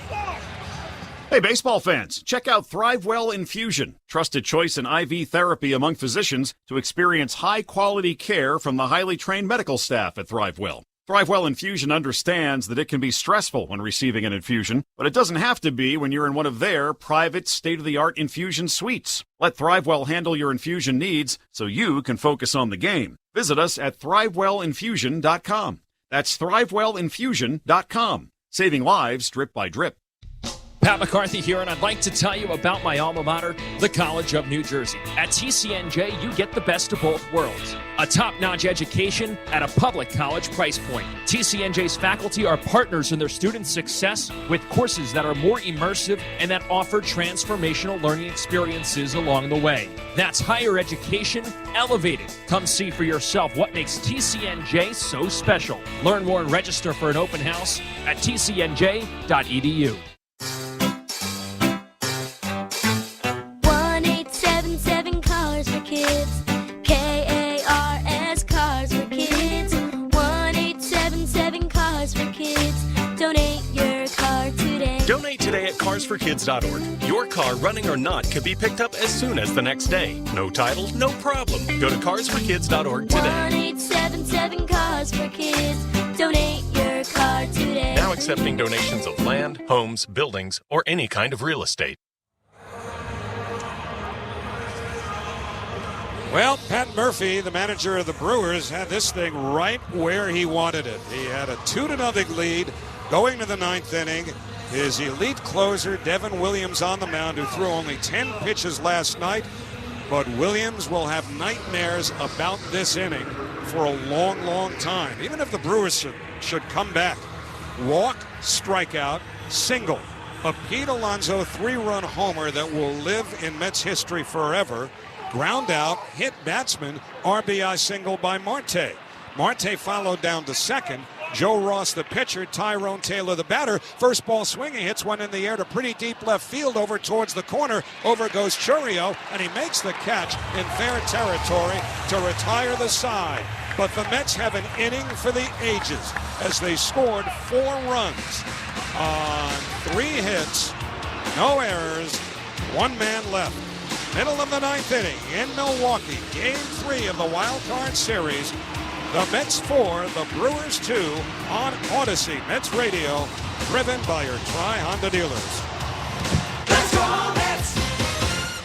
Come home to SNY. Lot to get to here on our postgame show. As our team covers your team with all the postgame reactions. That is as playoff baseball as there is. On the Mets playoff run, Nissan Postgame Live tonight. Hey, you. Yeah, I'm talking to you. The one that's listening to the MLB wildcard game with us. Please hit that subscribe button and help this awesome community grow.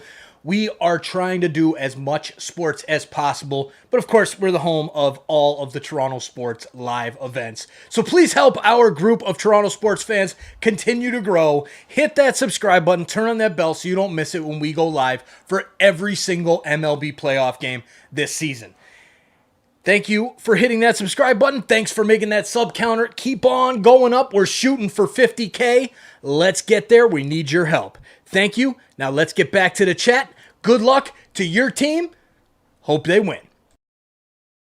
Favorites including the 2024 Hyundai Elantra, all backed by America's best warranty, the 10-year, 100,000-mile powertrain warranty with owner assurance. 4 is always less, so root 4 Paramus Hyundai, ParamusHyundai.com. Let's go New York. When you need commitment, compassion, and customized care, Margaret Teets Nursing and Rehabilitation envelops you with a warm and welcoming environment. Offering short-term and long-term care, Margaret Teets Nursing and Rehabilitation is a trusted hospice care known for their groundbreaking alternative holistic services and music therapy. Call 718-298-7800. That's 718-298-7800. When you care about somebody, you only want the best.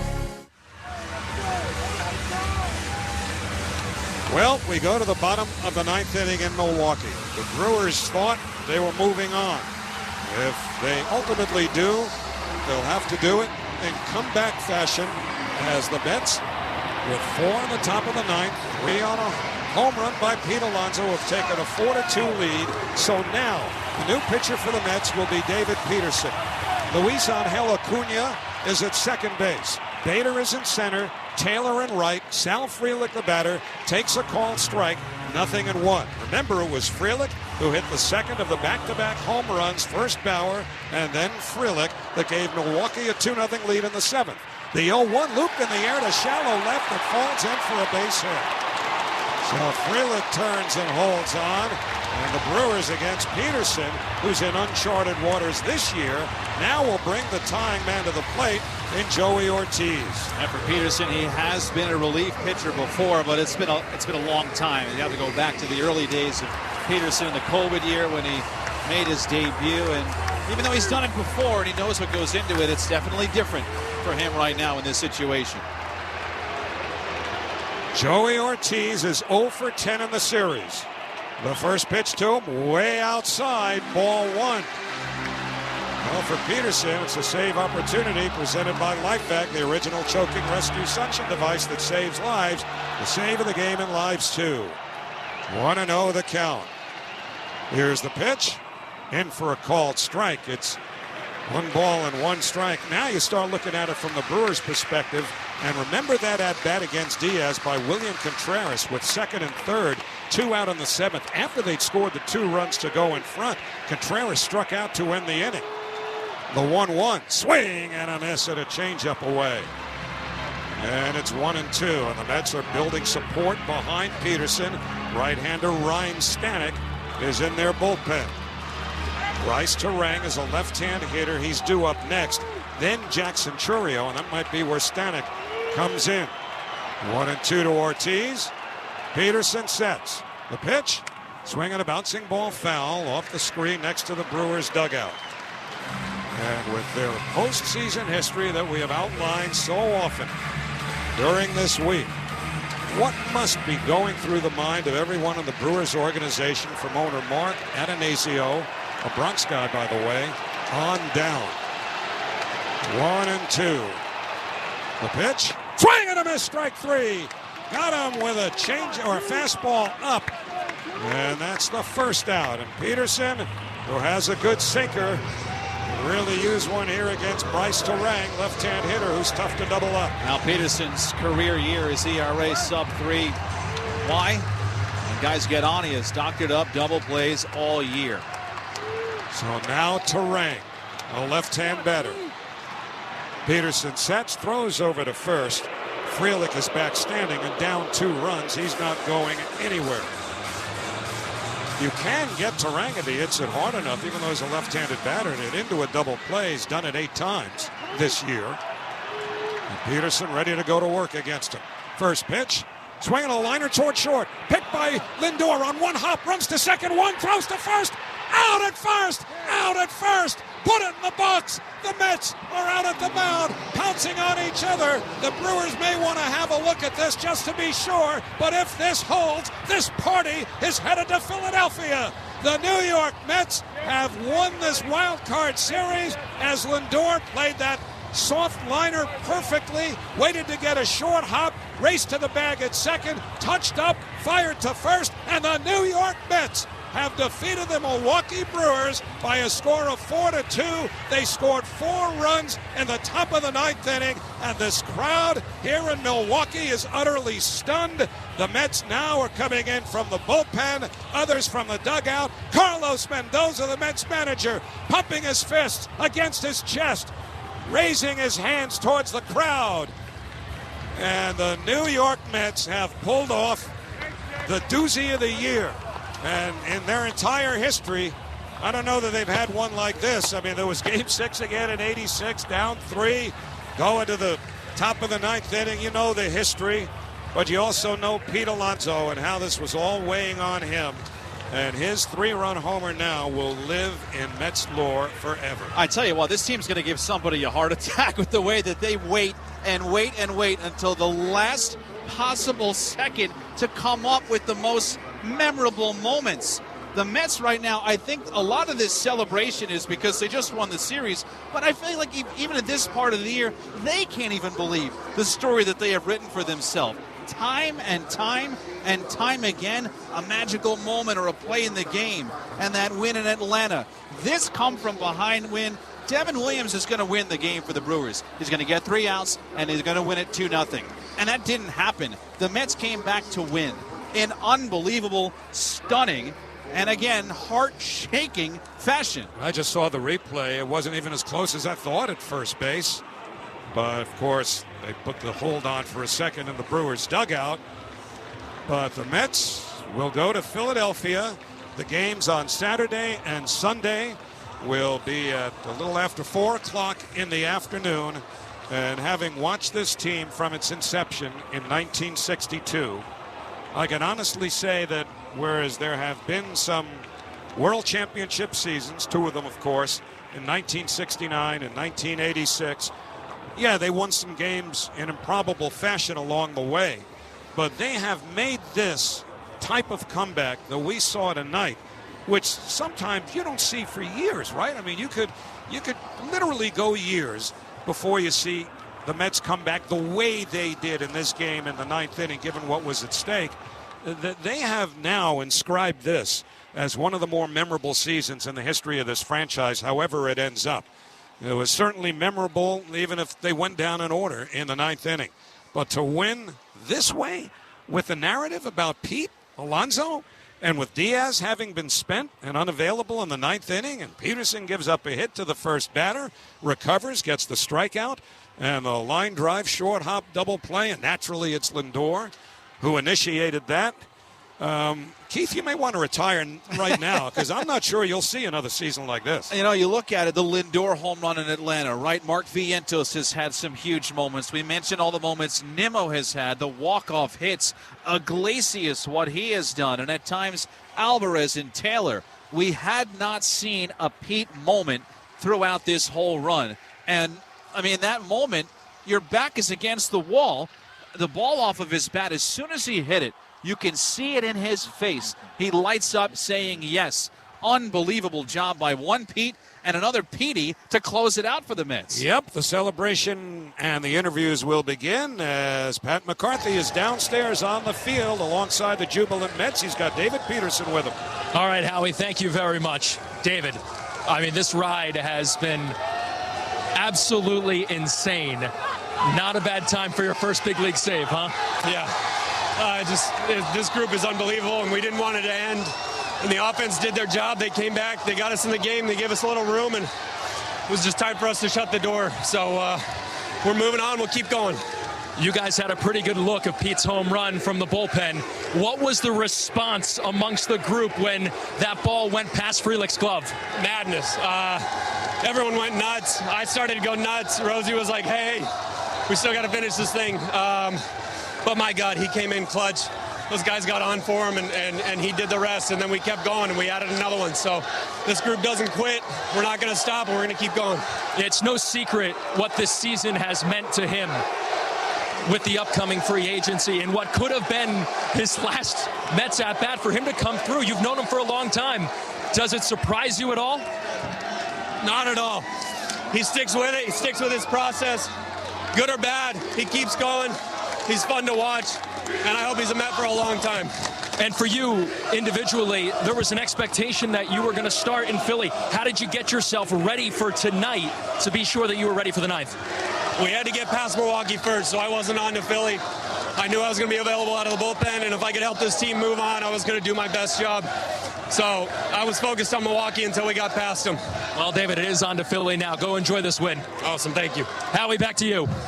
All right, thank you very much, Pat. You know, the best news about this, aside from the Mets win, is concerned. When we left Atlanta after that incredible opener of the doubleheader on Monday, they had to play here on Tuesday. They won, and whatever time we get in tonight, and it's going to be awfully late, they're off tomorrow. Mandarin Palace awaits in Philadelphia. Well, yes, this ride does continue for the Mets, who, by the way, and you mentioned that, since they won the game against Philly on Sunday Night Baseball, they haven't been home.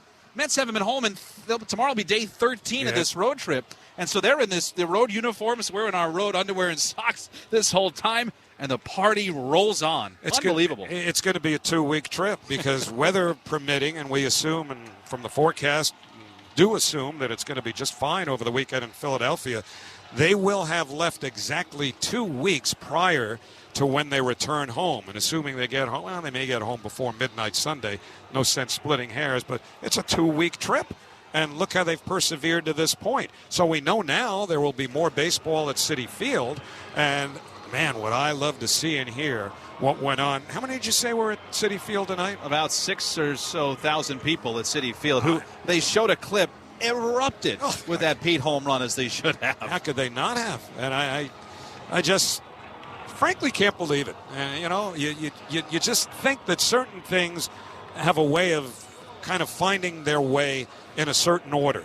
And when the Mets started the 9th inning, 16 Mets hitters in a row had been retired. We even wondered, or at least I did, is Pat Murphy doing the right thing, bringing Freddie Peralta into the game? Yeah, he's their ace, but he can be wild, and he hasn't pitched in relief this year. Well, he mows the Mets down in the 8th. They go to the 9th inning, having had 16 consecutive Mets hitters retired. Francisco Lindor leads off. I didn't see how many pitches it was. I don't know if you have it, but he worked, because he fouled some balls off. He worked out a walk to start the inning. 8 pitches long. It was 3-2. He fouled off a couple more, worked a walk against Devin Williams. And again, as you said at the time, all you need is one base runner, and he's their leader. Right now, the Mets are posing for the team picture out in front of the mound, facing home plate. And as they all got set up, sitting, kneeling, standing, Lindor got up in front of them and got to his feet, screaming, getting them up. It's almost like a conductor operating a choir right now, getting them loud and going and ready to smile for this picture, because this season is not over. In, like you said, unbelievable fashion, Lindor walks, Vientos strikes out, Nimmo singles, and then Alonso comes up. And again, you have to think that the clubbies in the Milwaukee clubhouse are setting up the plastic. They're bringing in the champagne. They're probably scrambling to get across to the other side of the field and get it set up on the Mets side. That's how close it was to over, and maybe it wasn't a little roller behind the bag up along first, but it felt like it was that deep into the game for Pete Alonso to hit what was still, I can't even believe it, an unbelievable real-life home run. And it's even bigger in light of his struggles, right? And how terribly he had struggled in the recent past. I mean, the last home run he hit, I forget, was it Mike Puma who wrote it? Was somebody in the Post, I think, wrote it today. He said, well, at least Pete could say the last home run he hit to this point was against Clemens, but it wasn't Roger, it was his son Cody, who's a position player against the Phillies when the Mets had a big lead, and Phillies manager Rob Thompson went to a position player. But the Mets have defeated the Milwaukee Brewers 4-2. They take the National League Wild Card Series 2-1. We're going to catch our breaths. You will too. And be back right after this on Odyssey Mets Radio. Driven by your Tri-Honda dealers, don't you know? Connection, opportunity, possibility. It's what we all want. Spectrum has built a world where anything is possible, with products and services designed to work better together for a seamless connectivity experience. A connection to family and friends, a connection to education, and a connection to new opportunities.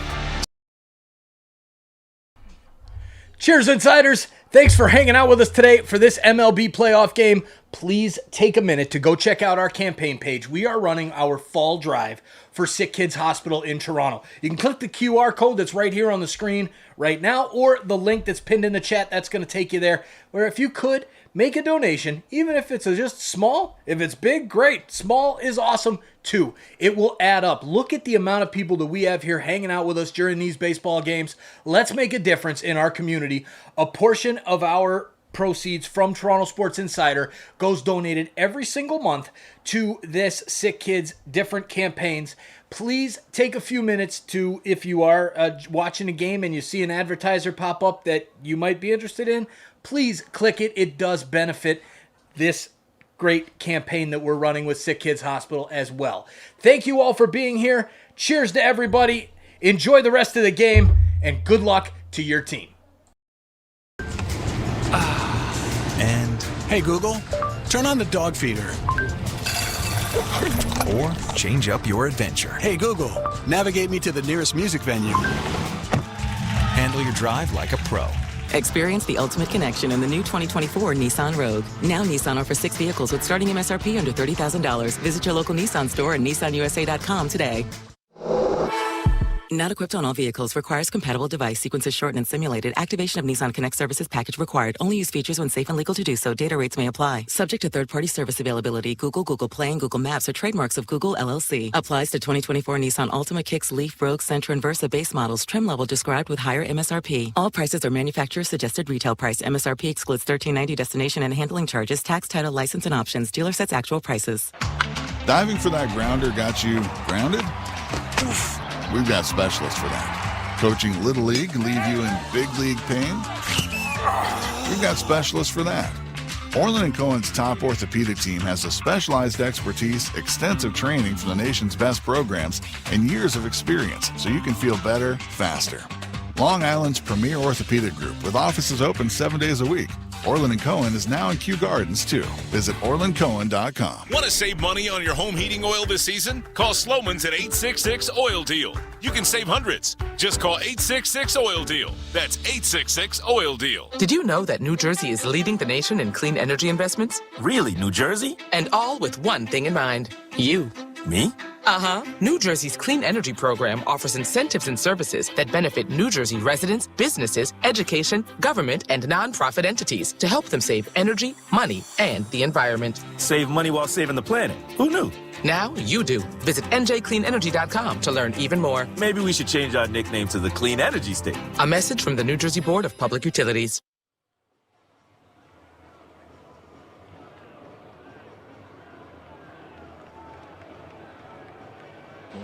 Well, back here in Milwaukee, I would say things are starting to calm down, but they're probably just getting started in the Mets clubhouse. The Mets have defeated the Brewers with 4 in the top of the 9th inning, 4-2. Pete Alonso, a 3-run home run, which came with 1 out to get the Mets on top. They would add another run. Is there anything else we need to recap before we throw it to a break and then downstairs? Because I don't know about you, but I got nothing.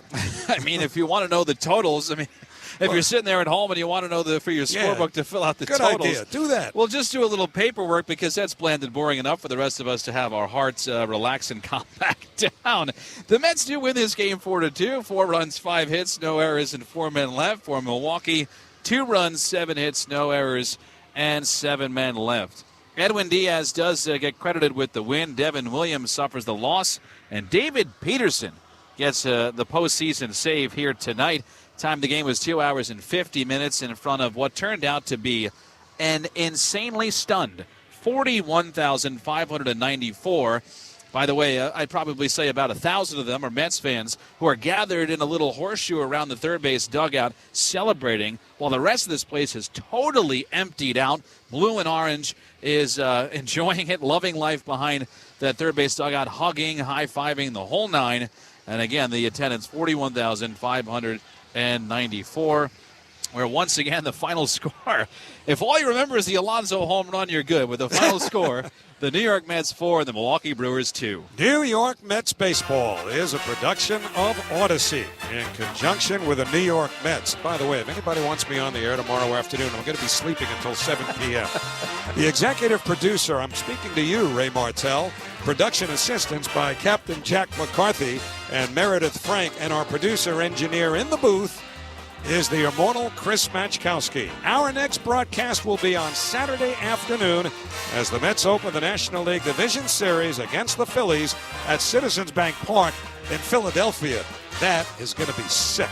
First pitch scheduled for 4:08 with the Mets pregame underway at 3:25. And so for Keith Radd and Pat McCarthy, I'm Howie Rose. Thanks for joining us. Once again, the final score tonight is the Mets take the series 2-1, the New York Mets 4, and the Milwaukee Brewers 2. Stay tuned. Rich Ackerman's coming up next with a Verizon Mets postgame show. This is Odyssey Mets Radio, driven by your Tri-Honda dealers.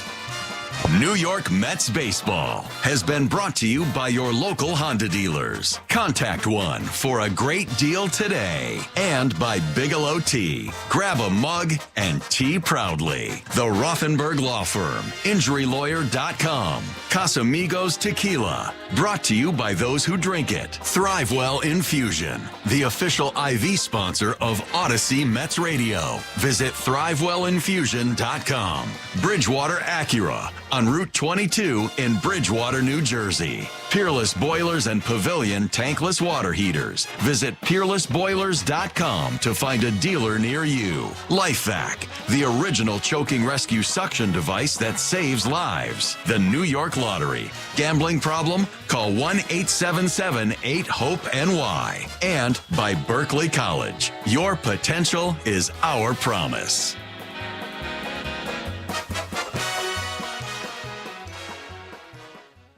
Embrace la cultura this Hispanic Heritage Month and discover new sounds from every corner of Latin music with vibrant performances by Jos Favela, Chucho Valdés, y más. Plus, dive into an exclusive limited engagement channel curated by Latin music icon Carlos Vives.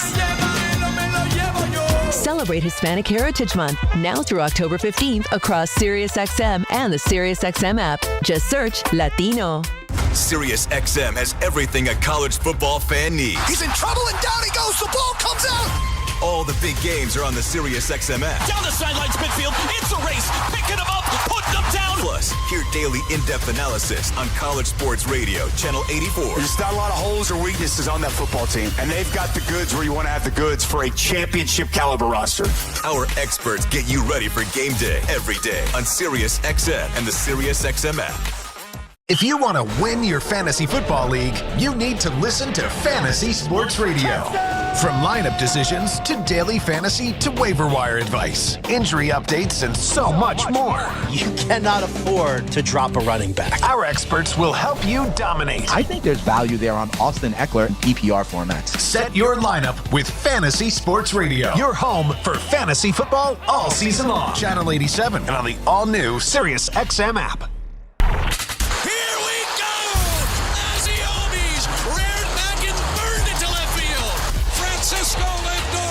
Just put the Mets back on top, and the New York Mets are headed to postseason play.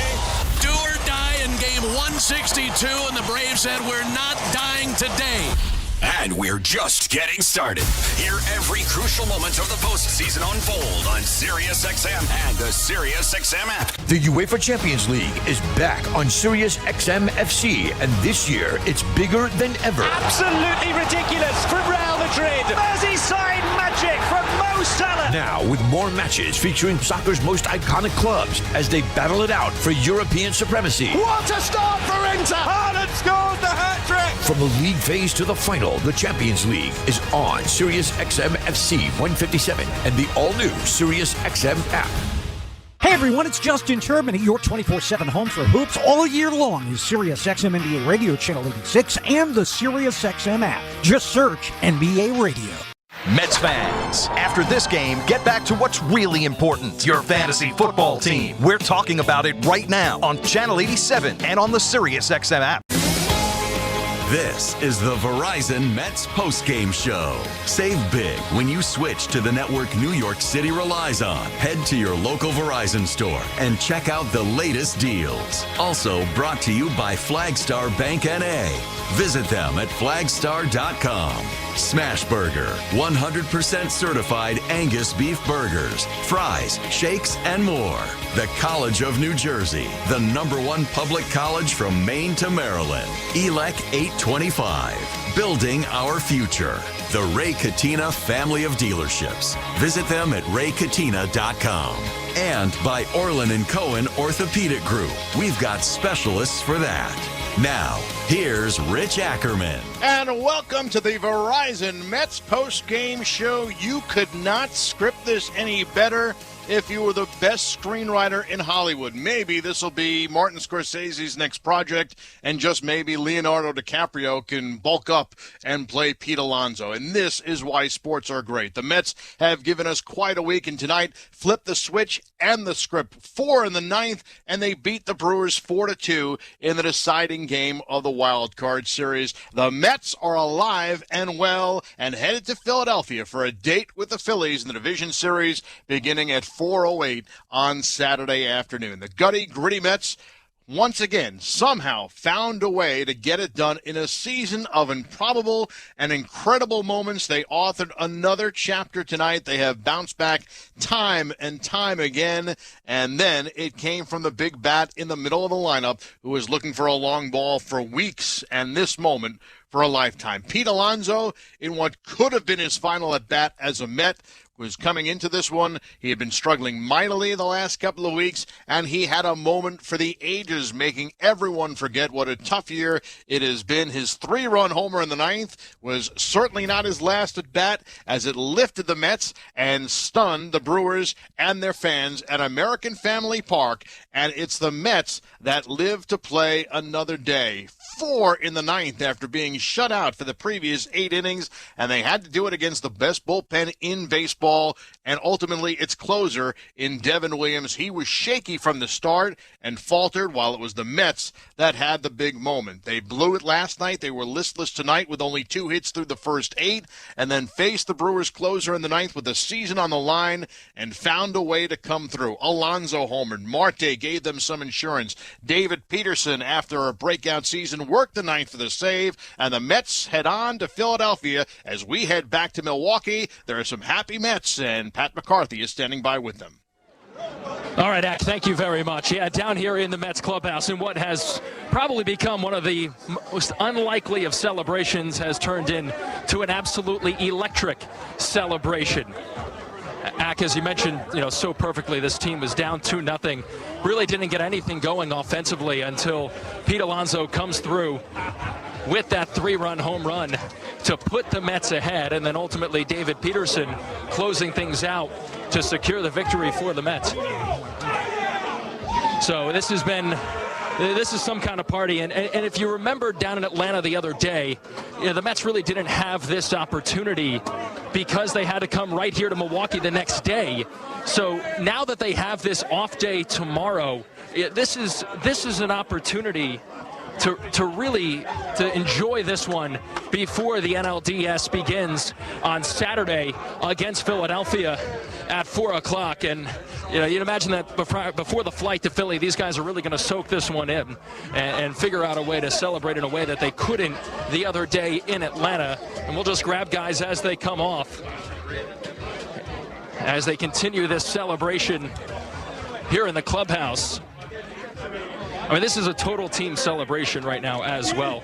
Pat, you said they're going to soak it all in. They're about to soak each other with another round of champagne, but you said it best. They didn't have a chance to celebrate perhaps as much as they wanted, but think back to where this team was Saturday and where they are now. They had to win Sunday just to ensure a return trip to Atlanta. Then they win game 1 in Atlanta to make the playoffs. They were supposed to be gassed. They come up with a big victory Tuesday.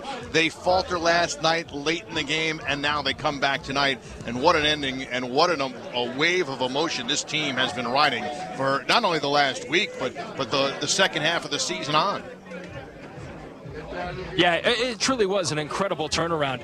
And it started with the starting pitching. It has started with the bullpen. And it's the big guys who have gotten things done each and every day. And the starting pitching has been so fantastic, including Luis Severino, who joins us now. Sevy, you didn't really get a chance to celebrate the other day in Atlanta because you were going to start the very next day. I would imagine you're celebrating this one a little bit harder. 100%. I was focused more in drinking water that day than anything else. But, I mean, this is incredible. I can't even believe it. I can't believe it. It was unbelievable. So we're celebrating today, and we're going to enjoy, advances to facing the Phillies. How fitting is it for this team to advance to the NLDS the way that it did? Another come-from-behind win, down to the final 2 outs, and to have a guy like Pete Alonso come through. I mean, it was great. I mean, it was unbelievable. No better guy than Pete to do that. I was talking to Lindor before the game. As I would say, we like a little bit of drama. So I think that was too much. But, those guys are fighting to the end. Carlos had said before the game today that he wasn't necessarily sure if you were going to be available after 105 pitches the other day. But you did go out to the bullpen at one point. What were you thinking? I was just trying to help my team. Whatever it takes, whatever. 27 pitches today, baby. Let's go. Tyrone and JD are making sure that Sevy is completely covered and ready to go so he can celebrate this one a little bit harder than he did the other day. Yeah. That type of feeling, I'm sure, just never gets old. I mean, it's unbelievable. Every year is special. I mean, nobody thought it was going to make it this far. So right now we're just believing in ourselves, and we're going to do everything we can to keep advancing. Each time you start, people say, oh, he's reached his innings threshold already. How are you feeling physically? I feel 100%. Right now I feel like playoff baseball. So, I mean, we're not going to be 100%, but, we're going to give everything we got out there and just fight until the end. Sevy, go celebrate. Appreciate your time. Thank you. Yeah, Luis Severino has been such a key part of this team, along with the rest of the starting rotation. I mean, up and down. You think about what David Peterson did tonight, what Jose Quintana did tonight as well. I mean, such a gutty performance to go out there for 6 shutout innings. And in a day in which most people didn't necessarily think that the starters would go very deep in this game. This was expected to be a bullpen game. But Jose Quintana, honestly, he put the team on his back today as he was able to navigate through 6 innings.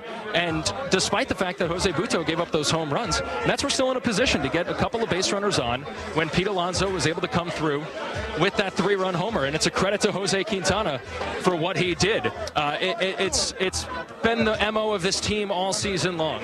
To be in positions to win this game and have an opportunity to celebrate and now have a chance to continue to play on. As we know, when it comes to the postseason, this is what it's all about. It's all about just continuing to play and having another opportunity to face a new opponent, and this one's in a very familiar one in the Philadelphia Phillies coming up.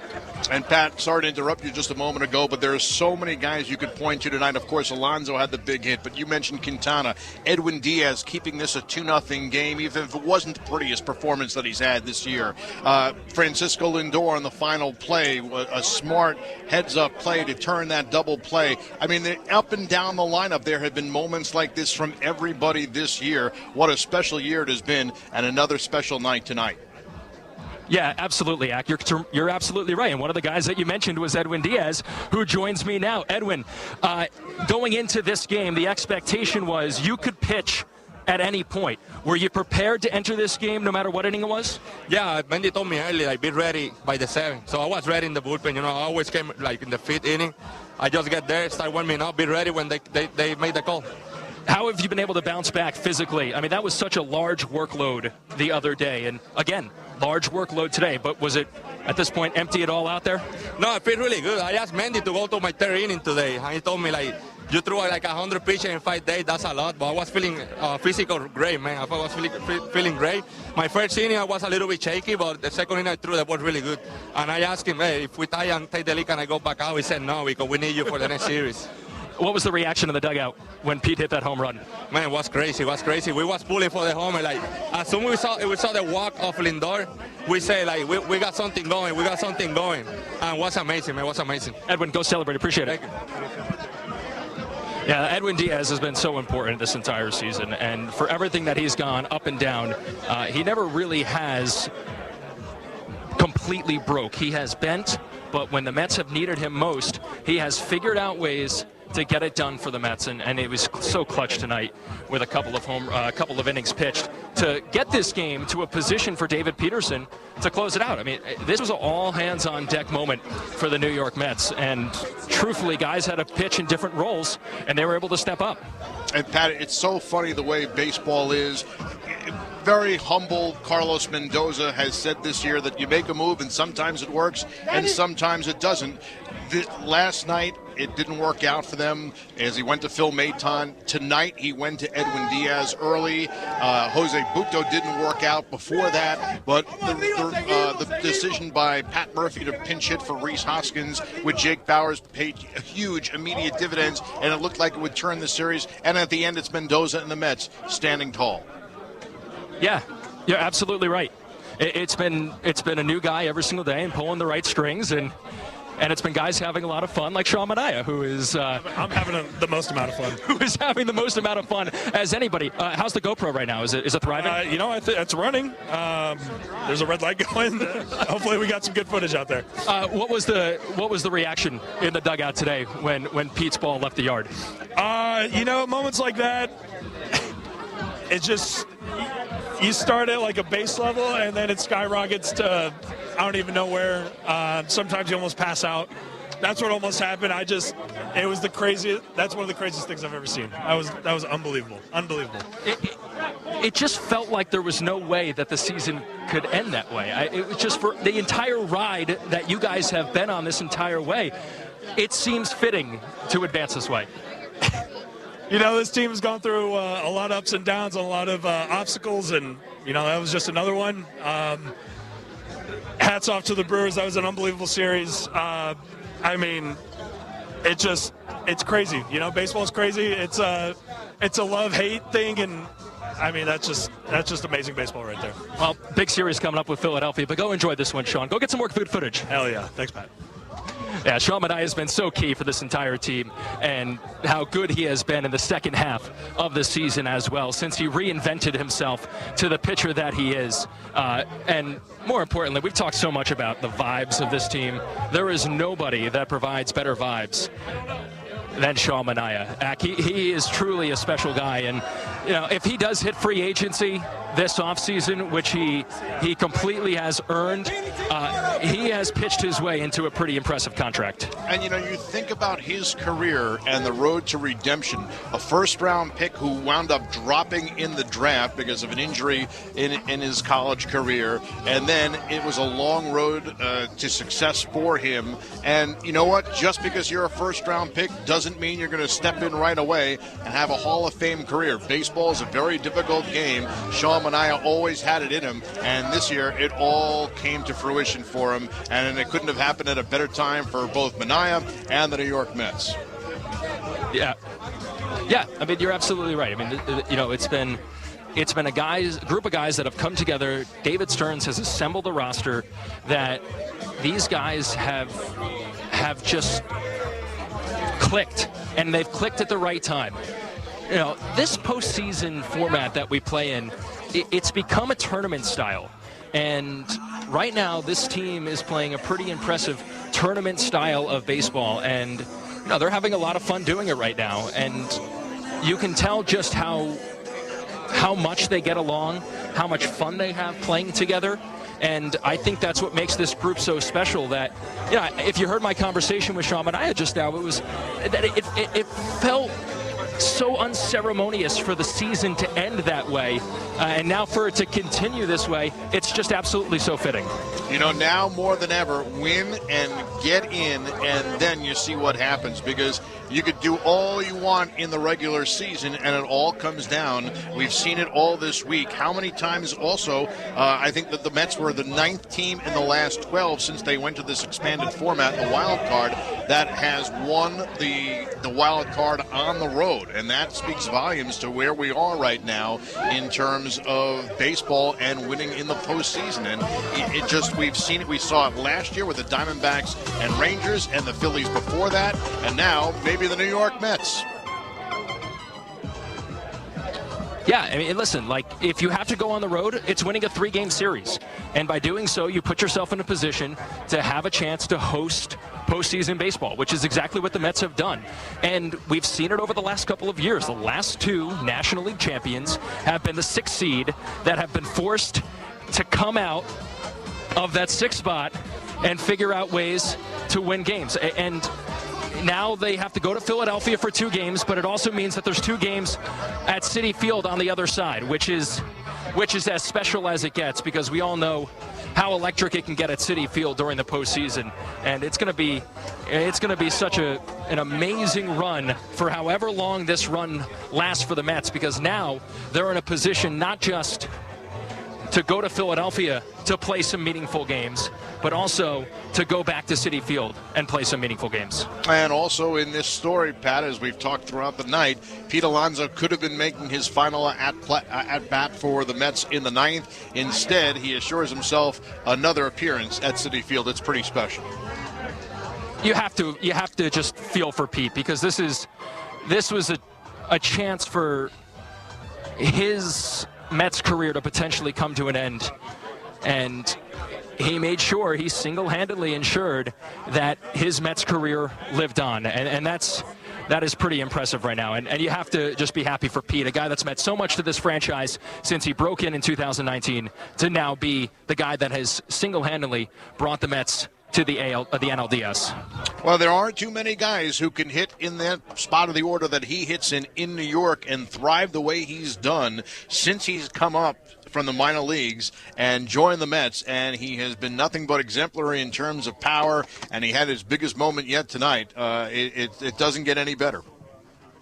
No, it doesn't. It doesn't get any better than that for Pete. I mean, this was as special of a moment as you could possibly have asked for him, because at first and third, we've seen times where there's a ground ball or it's a strikeout, but he did what he does best. He took a changeup or a pitch from Devin Williams, who doesn't allow any home runs, and he went with it to right field, and he did what Pete Alonso does best.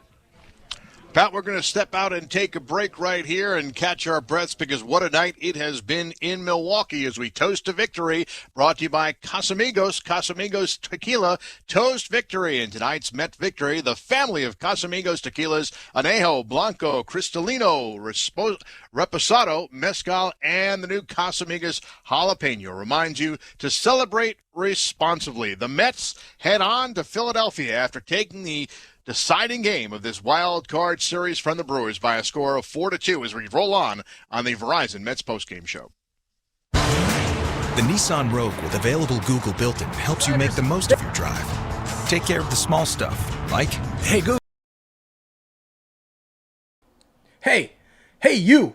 Yeah, I'm talking to you. The one that's listening to the MLB wildcard game with us. Please hit that subscribe button and help this awesome community grow. We are trying to do as much sports as possible, but of course, we're the home of all of the Toronto sports live events. So please help our group of Toronto sports fans continue to grow. Hit that subscribe button, turn on that bell so you don't miss it when we go live for every single MLB playoff game this season. Thank you for hitting that subscribe button. Thanks for making that sub counter keep on going up. We're shooting for 50K. Let's get there. We need your help. Thank you. Now let's get back to the chat. Good luck to your team. Hope they win. And handling charges, tax, title, license, and options. Dealer sets actual prices.